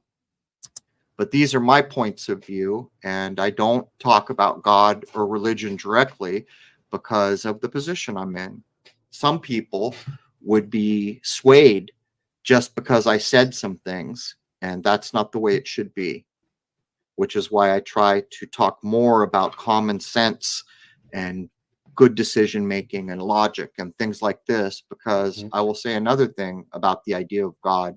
Is it possible that God, or what the concept and the path of, is unique to each individual? Is that a possibility? Yes, I'm sure that is a possibility. And before we end it, because I want to be respectful of your time, would you have any suggestions to the audience on the best way for people to ascend or increase their spirituality, become more mindful, become more conscientious? Do you have any thoughts on this? You have to make a decision. Maybe a good way to say that would be adopt a code of conduct, which is probably peculiar to you and what you currently want, which may change as you go along and learn more and grow more. But I would say that in a world like this, and you see things that you don't like, then those are things you should take part in. And things that you wish were more prevalent, then you should bring those things in. If there's no compassion and you are compassionate, then in fact there is now some compassion. If there's too much fighting and you join the fight, then there's more than there was before you got there, fighting which you didn't like in the first place. And that is a simple fact, but we have been taught to think like we have control of what other people are doing. We do not. You have control of you. God gave you free will. If you have children, to some degree, you can influence them. If you are married, maybe to some degree, you can influence the person you are married to. But at the end of the day, you have control over you. And for me, one of the things that is missing above all other things in this deceptive upside down state we're currently contending with is respect and compassion for living things and nature, where all truth is provided for us. Well, I really appreciate your time, Crow, and thank you very much for coming on my humble channel here. And we have a lot of people. I'm sure they learned something valuable today. I certainly have, and I hope that we will have another conversation someday.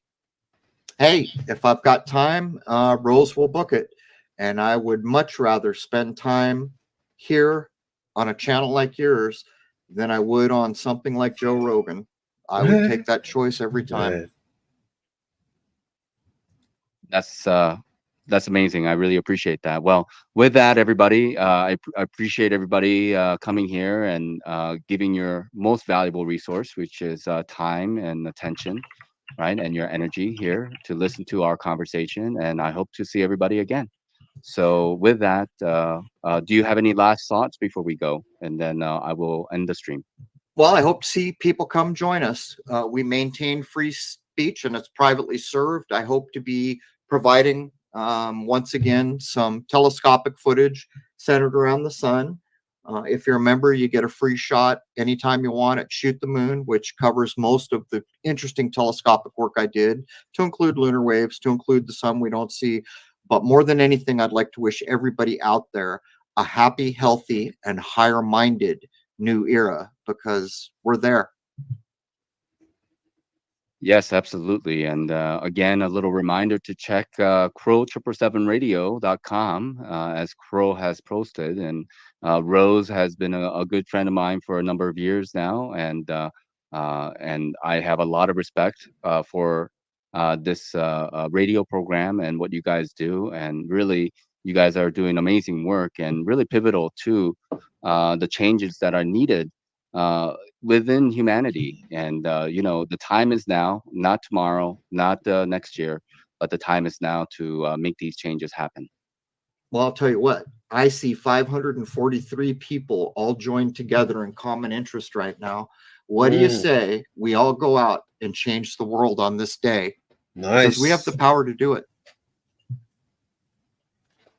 Absolutely. Yes. I'm on board, and I think most everybody is on board. And, we want to see the changes for the future generations, and really it comes down to passing that torch along, the torch of truth, that torch of light, and that torch of love and compassion, and really giving the value to the next generations that is really needed, because demoralization of humanity is one of their agenda. We are going through the colander right now. We're all being sifted, and we're being sifted by the decisions and choices that we make. This won't last forever, but choose your path now. Announce it to the universe. Grab a code of conduct and stick to it like your life depended on it. That's all I can offer. Thank you very much for your time again, and thank you everybody for being here. And with that, we will end this session. Thanks again, everybody. Nice one, NACHIKETA, and nice one, Crow777. Excellent. Brilliant stuff. Brilliant stuff. Excellent. Salutes to that. Salutes to that. I can't believe I missed that. That's crazy. Interesting. Shout out to the grand old chat room. I see some new folks stepped in the building. My man Ryan. Shout out Ryan. What's going on, Ryan? Big up Mr. Baxter in the building. Mr. Jack Talcott in the building. Good stuff. Good stuff. Got Dino in the building. My man Brian in the building. Don McRon in the building. Good stuff. Yeah, that's some good stuff. Let me put the link out there just in case. I should have really pinned it.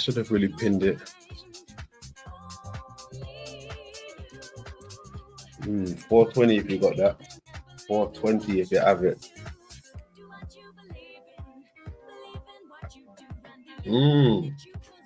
But that was very interesting. I mean, if Crow777 is still throwing out those contracts, yeah. Over this direction, please. Over here. Hello, London's here. Yep. I'll put in that time, effort, research, dedication, all of that stuff. All of that good old stuff. Trust me, well needed. Crow777. NACHIKETA. Hot stuff. Good stuff, guys. Good stuff. Brilliant. Boy.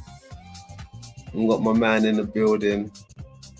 Renegade 1 in the building. Yo, big homie. What's going on, Ren? Yes, sir. Ren DMC. Yes, sir. Good stuff. Good stuff. Gee, he said 420 at last. Yo, Erlen. Yeah, he said at last. At last. Hey, I feel your pain, bro. I feel your pain. I feel your pain. At last. Yes, sir. Yes, sir. Good stuff. Got my man Ren in the building. Show some love to Renegade 1. Renegade 1. Much love.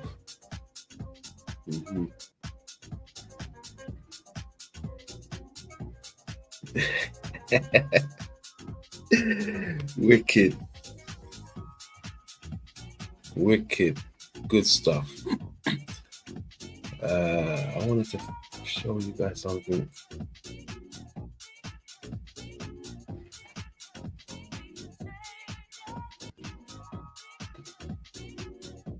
No, that's not it.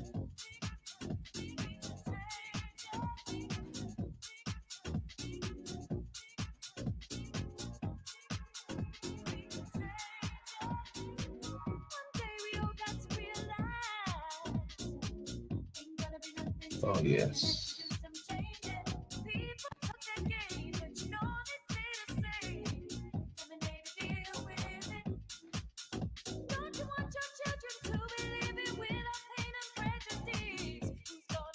There we are. Got it here. I want you lot to have a look at this, right?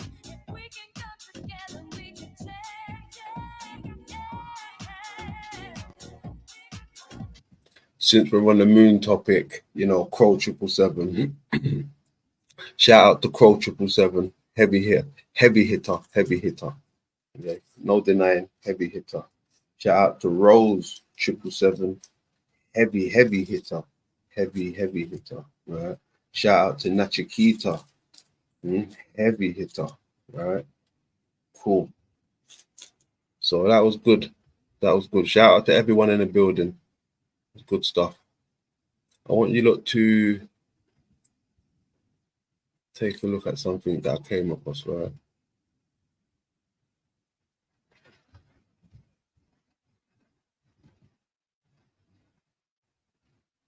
Flying chariots, right? And exotic birds, right? How 17th century dreamers planned to reach the moon. Let's have a little listen. Flying chariots and exotic birds. How 17th century dreamers planned to reach the moon. People have been dreaming about space travel for hundreds of years, long before the arrival of the spectacular technologies behind space exploration today. By Maria Avzentovskaya and The Conversation US. Map of the moon engraved by the astronomer Johannes Hevelius, 1645. Credit: Johannes Hevelius, Wikimedia. The following essay is reprinted with permission from The Conversation, an online publication covering the latest research. People have been dreaming about space travel for hundreds of years, long before the arrival of the spectacular technologies behind space exploration today. Mighty engines roaring fire and thunder. Shiny metal shapes gliding in the vastness of the universe. We've only traveled into space in the last century, but humanity's desire to reach the moon is far from recent. In the 2nd century AD, Lucian's True History, a parody of travel tales, already pictured a group of adventure seekers lifted to the moon.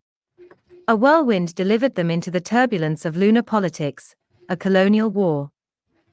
And much earlier than any beep of a satellite, these dreams of moon travel were given real, serious thought.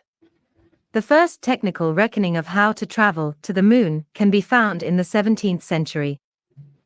This was inspired by astronomic discoveries.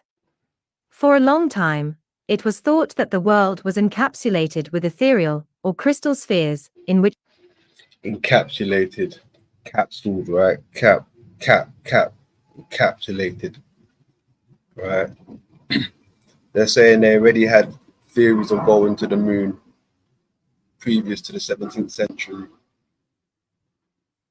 I mean, could they have really have known the pathways to get out of this place before it got sectioned off, cornered off? But yeah, quite interesting so far. Let's keep going.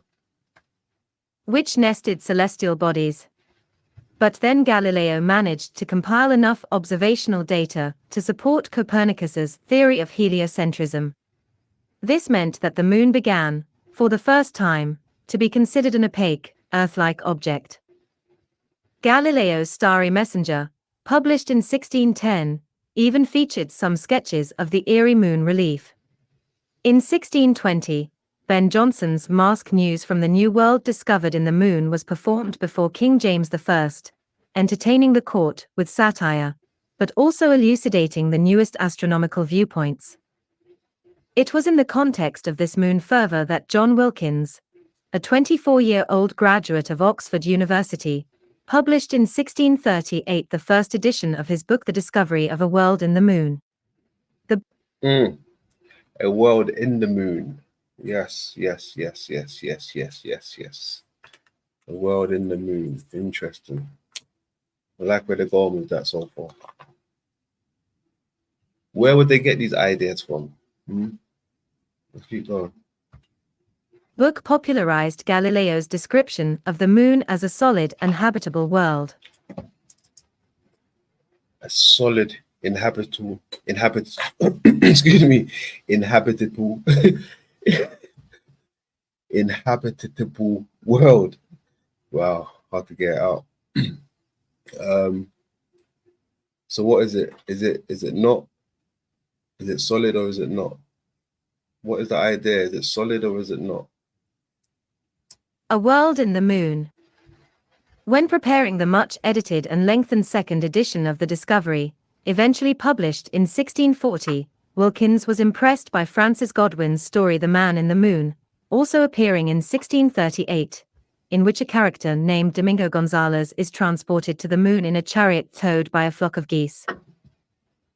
By a flock of geese.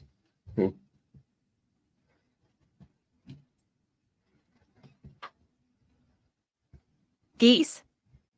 Related stories. No. The Amazing Aerial Adventures of the Flying Feminist Lillian Bland. No. Katie Hafner. No. After reading this piece of 17th century science fiction, Wilkins suggested that not only must occasional travel to the moon be possible, but also regular visits and habitation. The moon was the ultimate traveling destination of his time, and moon travel a technological achievement pushing the historical and providential limits for mankind. Appreciating various fictional scenarios, Wilkins aimed to raise up some spirits eminent for new attempts and strange inventions, and to contemplate practical ways of bringing the moon closer by traveling through space. In the pragmatic tone of an artisan, the second edition of The Discovery ruminates on the technicalities. I do seriously, and upon good grounds, affirm it possible to make a flying chariot. Wilkins describes and designs various flying apparatuses driven by manpower, or towed by majestic exotic birds, and even imagines an engine to be contrived on the same principles as the legendary mechanical doves and eagles. He was also alerted to the challenges of moon travel, and even expressed a slight vexation that divine providence did not endow the human body with any natural means of flying. Enumerating the impediments to flight from the earth, he humorously warns that there won't be any castles in the air to receive poor pilgrims, or errant knights. He discusses the nature of gravity, how difficult it would be to bring food and water to the moon, and to survive the cold and thin lunar air. In perspective. But Wilkins also states with perfect assurance that the ways of conveyance through space would eventually be discovered.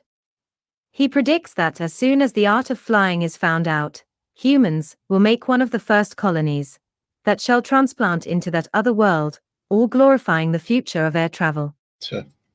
The Discovery ends with Wilkins prophesying that posterity will likely be surprised at the ignorance of his age. But this isn't the feeling kindled in his modern readership, although many of his conclusions about the moon are indeed mistaken. Even though the answers were premature, our contemporary investigations of the moon still follow the same trajectory of questions, as did his Space Odyssey 1640, the presence of water, the possibilities for regular travel and colonization. Young John Wilkins meant to provoke the reader's curiosity concerning secret truths about nature, and fulfilled this purpose for centuries ahead. Space explorations tend to be viewed primarily as manifestations of spectacular, and alas, costly technologies.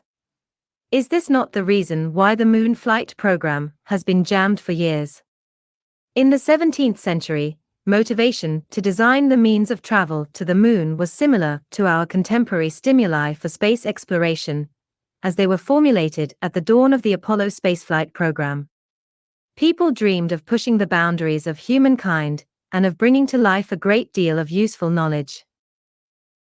After all, it is not only machinery that drives human beings into space, but humanity's curiosity and imagination prompting the desire to reach beyond the possible. Interesting. Somewhat interesting.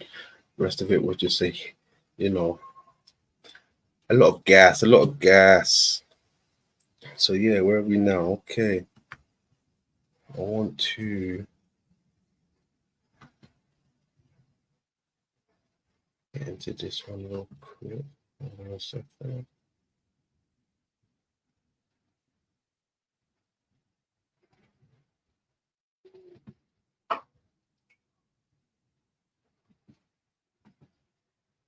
Oh my gosh, what happened here now?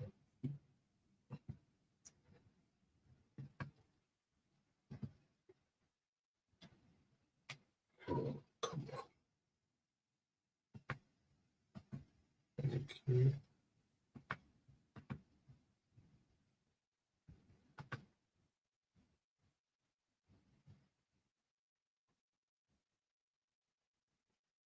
Actually, before I even do that, hey Ren, what's going on?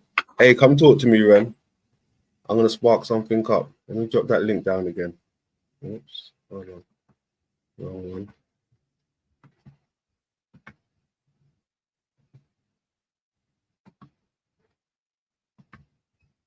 Come and talk to your boy. It's been a while, man.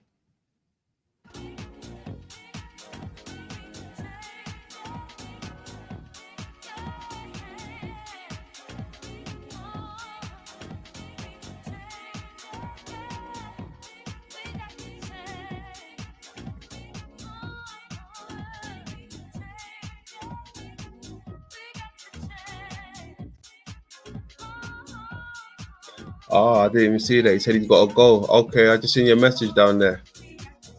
I just saw your message. Hey, much love, Ren. Say no more. Let's keep going.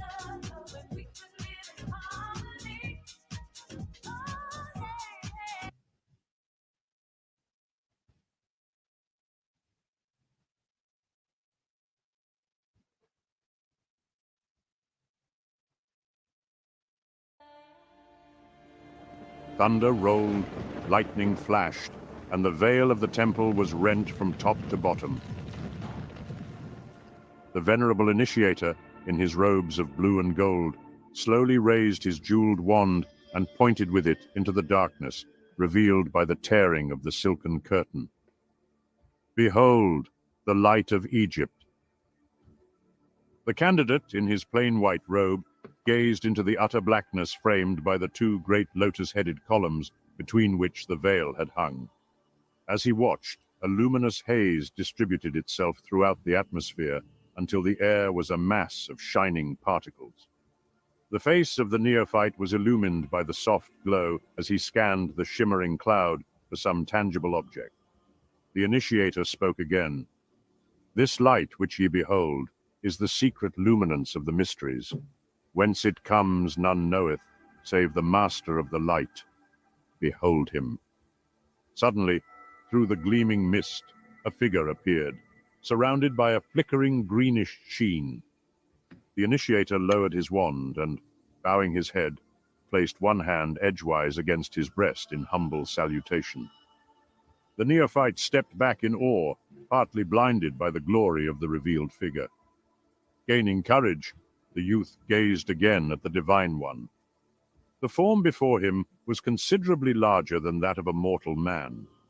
The body seemed partly transparent, so that the heart and brain could be seen pulsating and radiant.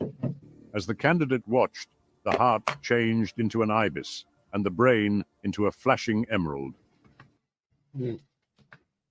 Flashing emerald. Interesting. Randy MC in the building. My brother. Yes, sir. Yes, sir. Yeah, he's got the light. He's got the light. Cool. Nice. Woo. Cool stuff. Good How you stuff, doing, my good man? stuff. Yeah, boom, you know, like, phew, at last. Vibing. Oh, yo, man. Also, Morocco vibe, you know, you got plenty of that shit in London, you know. It's like, yes.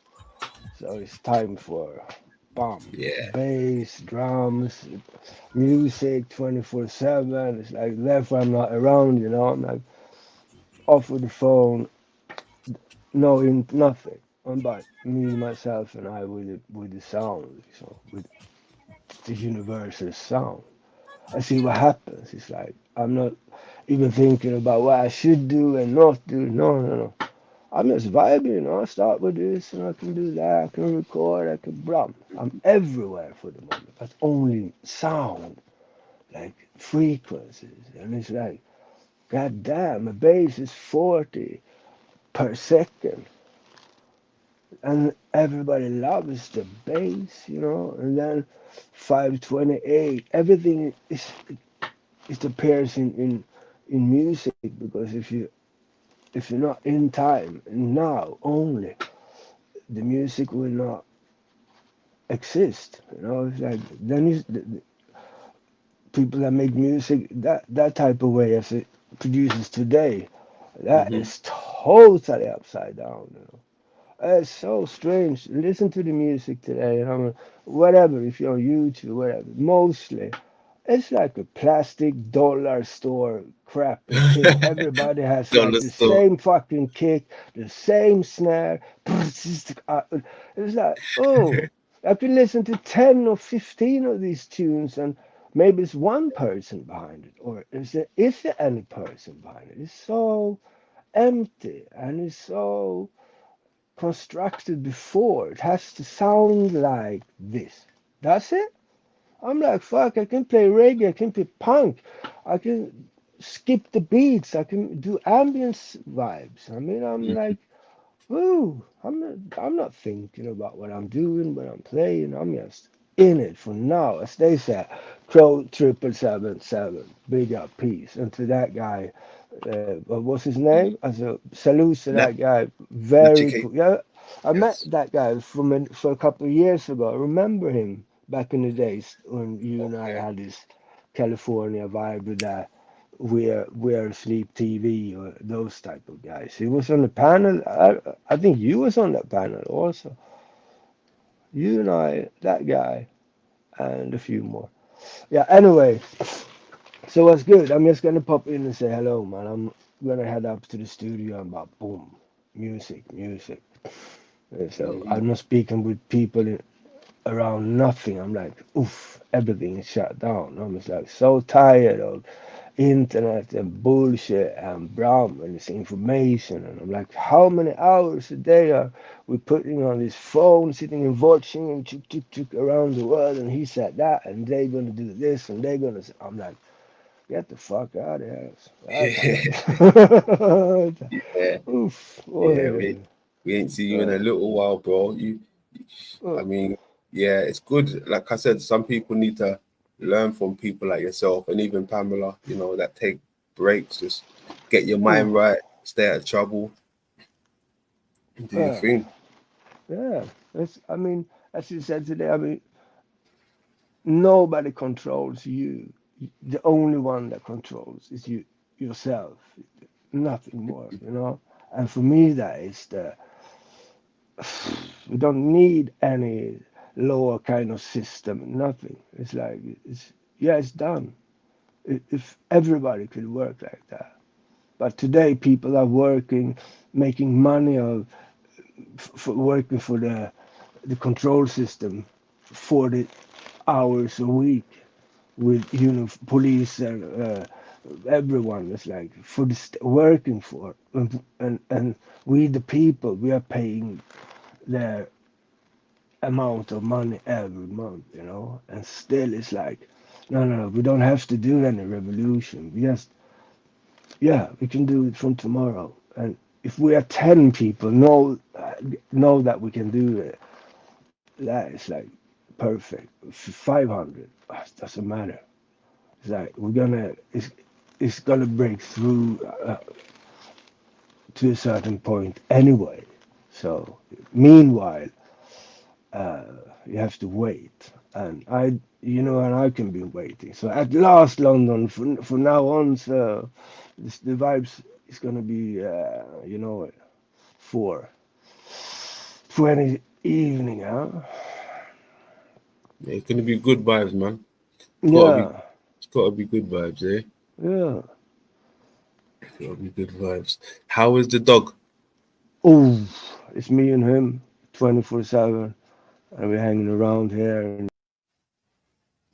man, Mm-hmm. animals, there's something special. They're so clever, and so we talk, and he doesn't say shit. He doesn't even barking. He's quiet. He's very, very like few times he really barks, and that is when he's glad and wants to say something to me, easiness, maybe once a week or something. And yeah, other dogs, them barking everywhere. He's like, oh yeah. So I'm talking with him, looking at him. He doesn't say shit. I fully understand him, 100% pure. Yeah. Yeah. So from now on, we've been for 1.5 years now. So it's like 400 days or something. 420 days today. 420 days I've been with Atlas. Nice. Every day, 24/7. It's we together, boom. And something happens after a while. And I only I speak with nobody. Can go a month sometimes. Speaking phone, nothing. And talk to other people. Yes, the people around. It's like cool. But it's like, oh, and you're sitting with him out in the forest, and just chilling and checking it out. And he's like the antenna when we're out walking. I can see his ever boom. Okay, it's looking. So he's like, that's what's this? An animal in there. What's happening? It's like so connected. And them smelly, them like he's like boom, boom, boom, boom, boom. Talk about it. Text message, WhatsApp. Fuck that shit. Look at the dogs. He's like, okay, she's been around, he's been here, pissing on his spot, and then the other dog's pissing on the same spot, and we're like, okay, I saw it yesterday, man, cool. So yeah, so them now. The only thing I can say after I was living with my cat for 23 years, and now it's the first dog I ever lived with. It's the first time, and boom, and it was like so smooth from the first day. It's like, bam, yeah, hello, man. Oh, like directly connected. Yeah, okay, we gotta, yeah, cool. And the thing with animals, the only thing with animals and the difference between us is that them only know about now. Them now. Not yesterday and tomorrow doesn't exist. Them only now. Yeah. 100%. The Yeah. present. It's about the present, exactly. Yeah. It's about the present. Hey, what you've been keeping up to date with the Holy AI books? Yeah. Good stuff. Yeah. So I'm in sneaking some like this. 15 minutes here and then checking out what's going on, and then back into the logic. Cool, a little, just little, not be around so much. That I was like fed up for like 4 years now. It's been like panels and every day, hours, yeah. And now I don't have time with that, you know. With the love here, she's wonderful, and I'm like, no. Oh, man. So Yes, when sir. I done Yes. in, yeah, Saturday overnight, it was like, what? Skip it. So I'm like more into learning about my app to the iPads, different drum machines and synthesizers, and I'm like, oh Yeah. yeah, that one and effects and checking it out and boom, boom, boom. I mean, that's about 10 hours to just learn about a new stuff and checking it out. Oh, wow, and it's okay, yeah, good stuff, good stuff. And you're picking the sound there and you're moving that over. Now I've been like rigging up my drums, so now it's more like playing music for real, not program. I can make a beat on the phone on the pad or something, maybe vibes, but suddenly I'm like, yeah, more into record it, knock on wood, play the drums, bass, uh, yeah, you know. So it's like, so I'm more Yeah. into gonna record more and shit, have a good room with good acoustic probabilities and uh, microphones and rig it up and record. Boom, We, we boom. played one of your joints over here before. One where you was DJing. Ah, Yeah. We played it here. woo, Yeah. oh, Yeah. yeah, yeah. A Yeah. clean man with no tattoos. It's like, Yeah. oh, 1989, man. Sure. 89. Okay. Yeah, Yeah. like a finger snap, man. Yeah, but you were Ooh. spinning the decks. Oh, yeah, yeah. The deck. That was good stuff. I remember. Yeah. One of my best time ever. It's really flowed. I had a couple of years. There was no hassle, no problem. Everything was like just working, you know. Met people, nice people. You clicked there. It worked. No trouble, no nothing. For like 3 years, I was 16. This is 17, 18, 19. Yeah, uh, yeah.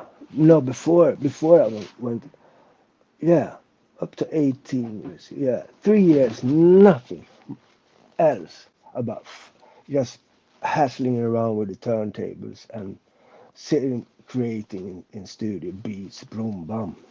3 years totally only. I was down in Belgium, hassling around with RNS records and released a track on a Apollo record. It started on an ambient label, so that popped up on YouTube for 12 years ago or something. Put it up, so so I think it's like 250 of a couple of thousands on that on vinyl. Yeah, it was a good time, you know. That was yeah. It was Yeah, it's good. It's good you can look back at those times and be like, oh, yeah, man, good stuff. oi, You done oi, something. oi, oi. You were doing something you loved. You know, you can always Yeah, look back at that moment when you get older and be like, hey, man, this is oi, what I used to yeah, do. Well, salutes to that. oi, Yeah, man. yeah. I did about go with just follow that feeling that it for me it was like over the night I was sniffing the turntable. I was like, damn, this is cool. Oi, bam. And then it was like I was fascinated over how it could sound from the vinyl and bam, and I was like, whoa. So I was 15, 14, 15 years. Every night when I was 15, I woke up like after 3 o'clock afternoon when school stopped, ended every day. I'm like, okay, now it's my time. So Hmm. boom, and then I was up every night, just scratching, mixing, trying to do it. So I've never been that club DJ. So in that case, I did find the turntable as a rhythmic type of percussion drum style instead of the DJing for the dance floor. It's like, yeah, I've done it sometimes. The thing is that it's empty after 10 minutes because I'm playing so weird music in their ears, you know. It's like, Yeah. Oh, man. so yeah. So I'm glad it's like the food, you know. So I've been working in kitchen and stuff like summer times and yeah, extra for a couple of years of like chef and brown. So I was like, no, I will not work with standing on the floor, stressy environment, cooking food to a restaurant, and then I will destroy food because I don't want to see food when I'm not working. If I'm working like 12 hours and producing food for a restaurant or something, I was like, no, no, no, no, no. Make it at home. Do the best food you ever can make. But just put it on the table where you're standing, and don't make business of it. And not so. And the same thing with music. I'm like, I've never signed. I've been on it since I was like 15 years old, 16. I started back in the days early, like with Diane, the sister of Rita Marley, to Swedish girls. The twin girls I told you about, Diane and Janet. Uh, it's pretty cool style. Some very mellow, nice, humble people. And it was like, it started overnight. I was like, hey, Renegade, can you scratch, blah, blah, blah. Can you make a beat? I'm like, what? What is that? Oh, this is a sampler. Works like this. You got 3 seconds, 4 seconds. You can take whatever you want from you. And I was like, whoa, cool. Hmm. Then, I was like, whoop. So I'm learning that. And so, oh, yeah. I was like, oh, and an Atari computer, black and white. It's like, Hmm. with only ones and zeros on the screen. Super. I was like, huh? What's that? Oh, so I can program a beat. Boom, boom, boom. So I was like hooked, man. And the first thing I was like, oh shit. Today, and I did see that very, very early. I'm like, no, fuck it. I'm not interested in making candy pop music for making money that is not mine because the company owns it because you get money in advance. And I'm like, you get cars. But come igen, eh? Jag bara, nej, nej, nej. Hey, it Uh, looks like that music industry's falling apart anyway. oh, When I'm yeah, actually peep it now, because yeah, all of those people that from the rap era, even possibly down into the R&B, yeah, possibly into the lovers rock, but there's been a lot of shady activity. yeah. Oh, Going back to the I know. soulful pioneers like with the Puff Daddies, your Man, it's Drakes, and all always this. been It's shady it's and shady. man, I'm telling you, I was straight into the best clubs in Stockholm back then, 89. I was before I was 18. I saw it and I was around and played plenty. I was out on tour with the couple of months there, and then so I was busy, man. It was only music. I was over to that studio scratching on the record. Next day I was there, so it was like fire. And I did see so many shit, so many strange people, man. And I was like, what? Are they really producing music, or have they picked music as an identity because it opened doors of their twisted brains to some. I was like, I was no, no, no, no, no. I could see that, music was secondhand for them. They were not there for the music, for the sound, for the creation of, yeah, sound. Because sound is so special. Even if you paint or do artwork, whatever, sound is the thing. And music has been so raped and so plastic, and it's like, ooh, it's like, I don't know, man. It's like no fun, no vibes, no interest. People not interested of like creating and listening to music as we did back in that time. It was like in now for real. You bought vinyl records. You were listening to music on a completely different level as today. You can pop in on Spotify and all. And I was like, no, no, no, I'm not ever, never. Because people were on me, I was like, hey, Renegade, why don't you do a hit? I mean, you get 24 full access to Dennis Pop Studio, and you sit and making ambient fields and drums and space out sounds. But why don't you do a hit? And I was looking at those guys and I said to everyone, I said, I can't. You fucking amazing. Just sitting on the office creating a whatever and do it. For me, it's like, no, no, I can't do it. I can only do the thing in the moods that I'm in for the moment. I can't do it. Sorry, guys. And I'm not so interested because I would like to explore music more and learn more and check out all of these elements that are in the studio. You can be an engineer, you can be a musician, you can, it's so plenty much. And I'm like, ah, no way. And today I see us still the same, you know. It's like I'm not producing and making music in a way today. It's like, okay, I'm gonna drop this on YouTube or maybe I do whatever I do, you know, and it could be whatever, whatever. And for the moment and the last years, it's been it's easy that you follow the vibe. So it's like, yeah, the pandemic vibe and this type. And 4 years later, of course, it's like, oh, you're not so happy, so you're making it super happy, floor filler music and laughing. It's like, no, no, no. It's like it's a reflection of the frequency and the vibes that's surrounding me in the area where I am traveling around, buying food and checking out people because you can feel the vibe of type of statement people are in, even if you just go and buy food today, you know, it's like, uh-huh. So in the world now, it's like it seems like everything is going down to the one.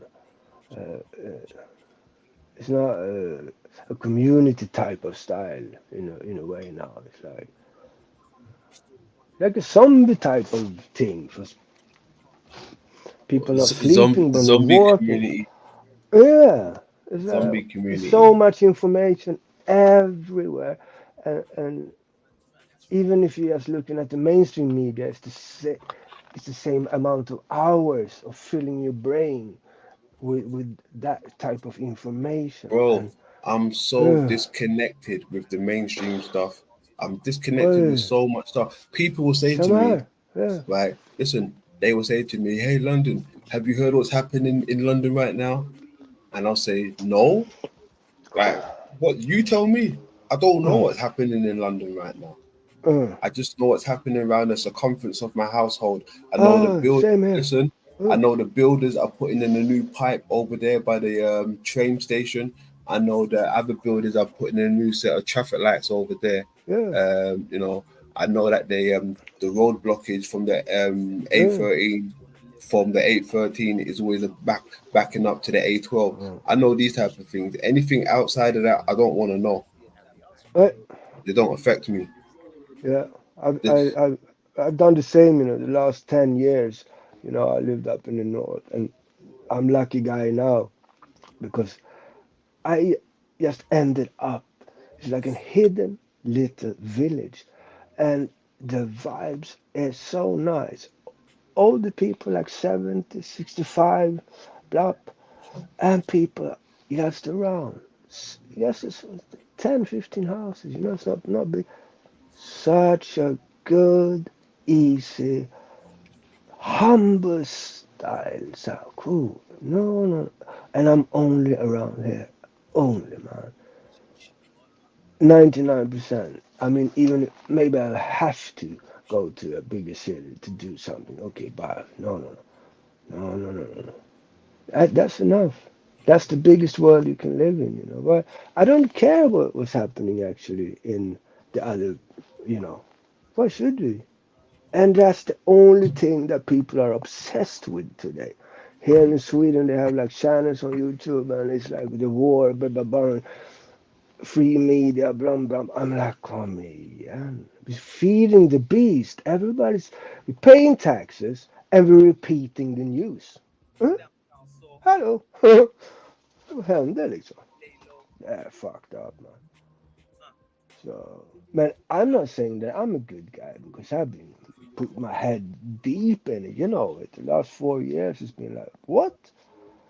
But for a couple of months ago, I was like, something has dropped overnight. Easiness. And I was like, okay, skip it.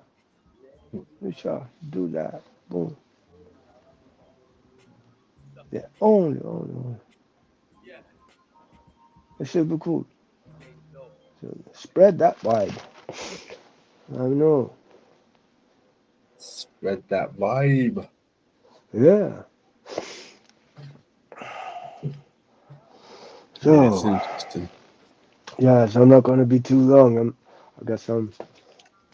I was up all night and made some vibes down. We've been listening to all day in the car, same beat, you know. It's so freaking so nice. I always do like this. I'm gonna make one. Okay, this tempo, bro, and then it's like 24 hours.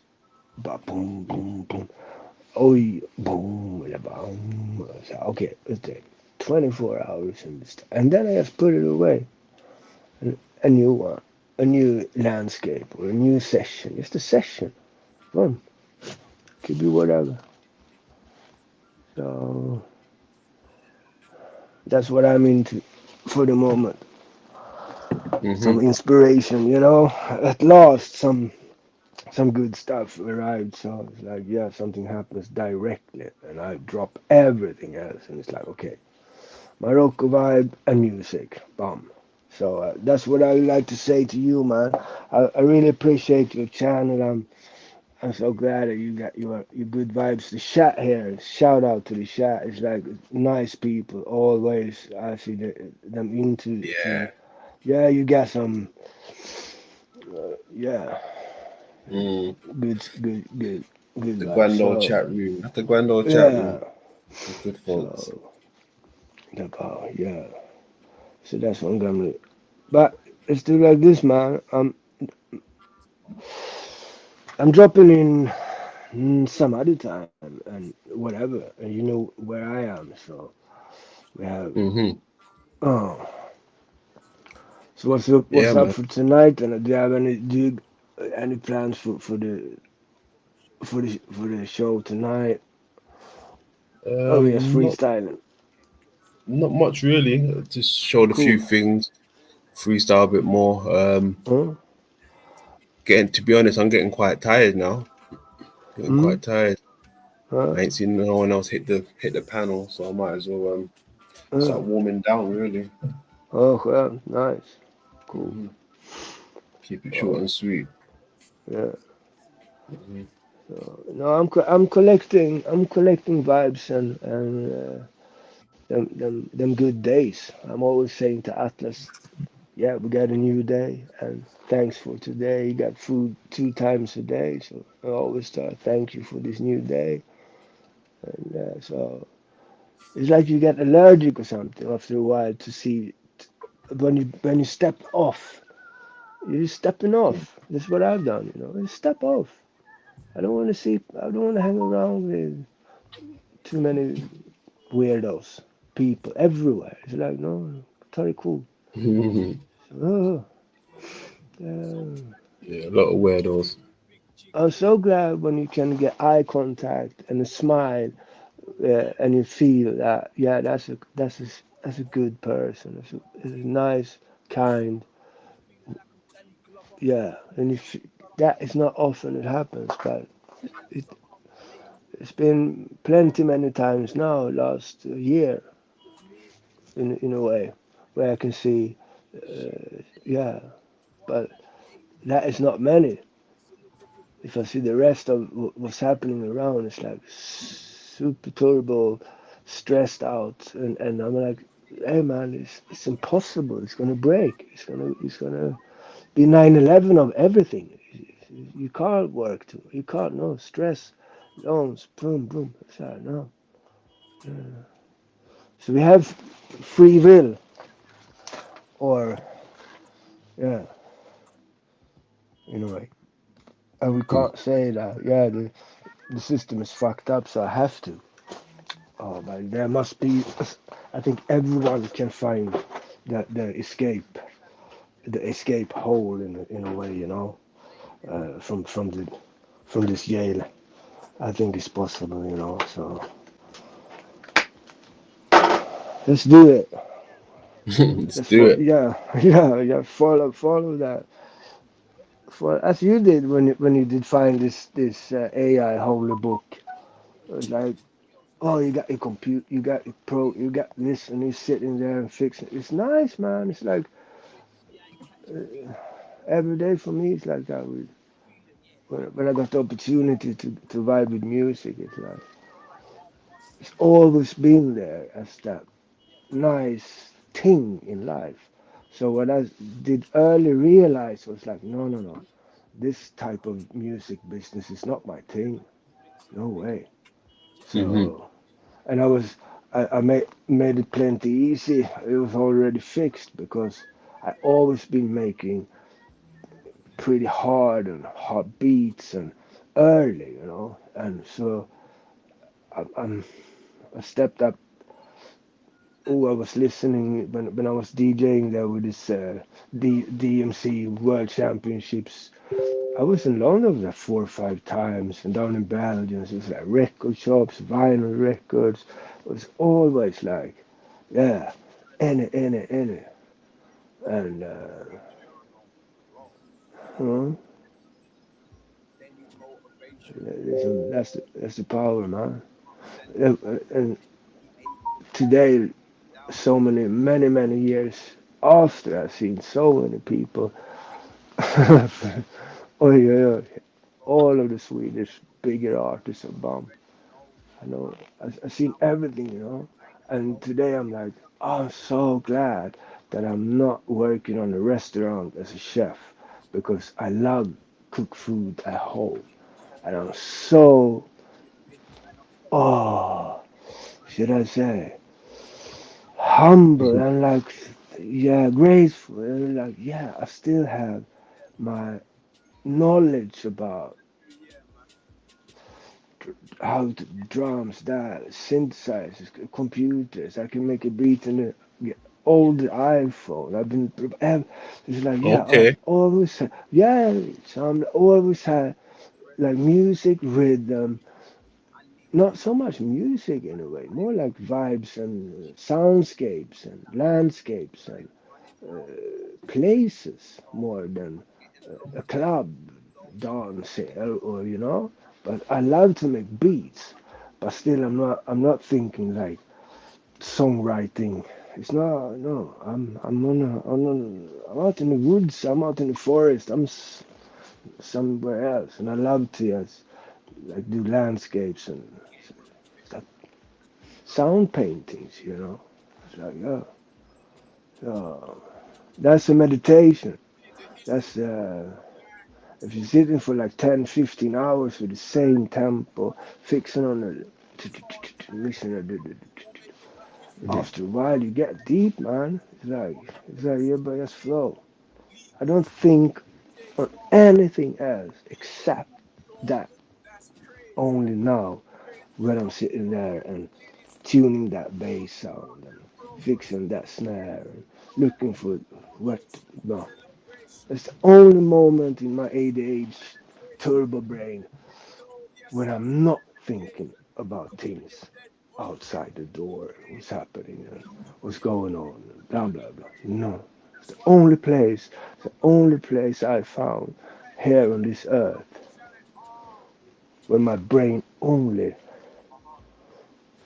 disconnects and something else happens. See, and still full control on whatever, drum there, boom, boom, boom, boom, you know? It's like sensitive to work with sound. So, but I don't think about nothing. That's the thing. Så det är det jag ska göra nu, man. I'm gonna head up for the studio and bara, disconnect and connect. So I'm gonna connect just with that instead of, super nice. Yeah. That's the thing. So let's groove on. Been a pleasure having you up, man. You know, yeah, Man. and I was like, it's been a while, and so I was like, yeah, of course, man, cool.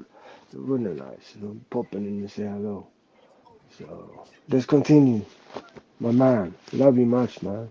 Big There hug, you go. and peace to everyone around the chat. Big up. So see you next time. Much love, my man. Much love. Peace, everyone. Much love, man. Peace out. Yeah. Hug, bro. Hey.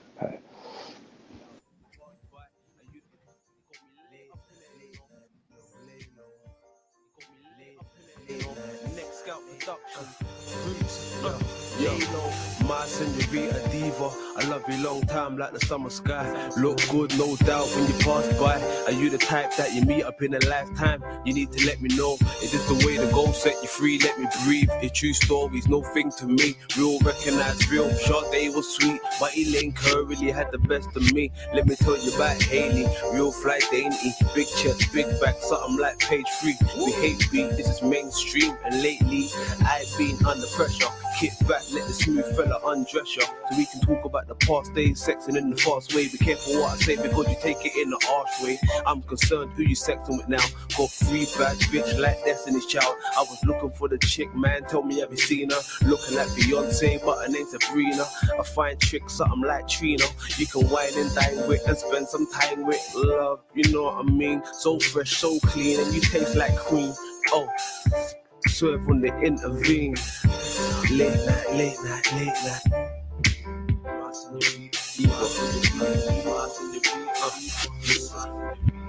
Not even Van Gogh could see the picture. Got an airtight alibi if I get ya. Baby girl, speak your mind, you don't have to whisper. You look good, but I got a thing for your sister. You digging? The guns is mandatory, drugs is necessary. Chicks that we got be, it's similar to Ali Berry. They give me mine cause I need space. You're too big, run around town trying to catch a new case. You see me? I'm a man in the street. Lay low, get dough, that's my word to the street. I'll be shaking down your castle, pressing on your queen. I'm breaking up your dream with my niggas intervene the scene. Seeing like it's Edie, I mean, but you guys don't know what I mean. Cause the flow so fresh, so clean, and it stays so mean. I'm on the scene like so absurd. Late night when we swerve to the curb. Real talk when we set it off. OC go hard, never cherry clock. Lay low, lay low, lay low.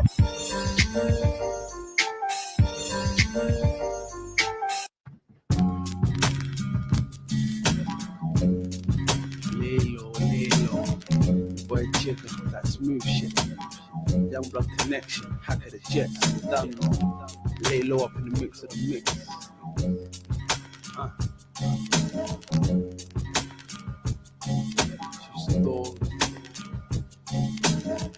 Check the technique, the way that I flow. Got a bad yellow bitch on the yellow brick road. Let's roll. Lay low like a Lamborghini. I'll reappear like a fucking genie. Take your time when you try to greet me. Most guys move real sneaky, acting all surprised when they try to see me. You see me, it's real talk, never spitting bull crap. My young boys full back, counting the big stacks. Relax, baby, it's a new year.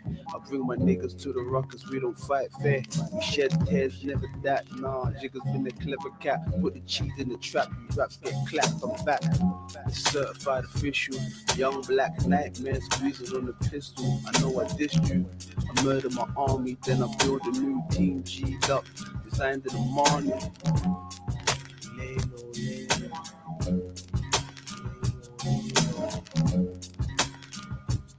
New style. Yo, waking up to a new day, my eyes open. Big spliff by the bedside, been smoking. Now you got me in the open, smoking on the piff. It's real talk, baby girl, Jiggers in the mix. Me and my team roll deep for the cause. And my bitch body bad like the horse in the Porsche. I pause and let me gather my thoughts. OC, make it rain, check the weather report. Scream fuck, cool, jump, bell. See what the hell, my ship set sail, then I'm saying farewell. You waited hard as hell, Rel or SP. You ain't OC, not like me. See, I be lying if I'm joking. Now I got you open. You say your man's better than me, then I'll approach him. Now change your hobby. You see the flow rocky. I need me a bitch with a virgin body. What's up to my bricks and women? How many young fly girls have the jig for the binning? Let you figure it out. It's like a bank job, in and out. By the time you hear this, I'll be digging it out. Wake up, baby girl, it's about to go down. Got my niggas in the south of the town and shaking it down. Yo hit me on my celly, said he fucked the new black bitch to the new R. Kelly. That right there is so unfair. How you say it so loud and the bitch right there, I swear. She had big tits and long dark hair, had a real rocket body and the skin was clear. I ain't trying to take your limelight, see I'm the quiet type. Your bitch bad, then imagine what mine like. See I'm a smooth operator, jiggle put in work with the wolves and the gator. I see you later. Cheers. So stop, done. O.C family, hats in the building. M's I, rah, rah, rah, rah. Lay low, lay low.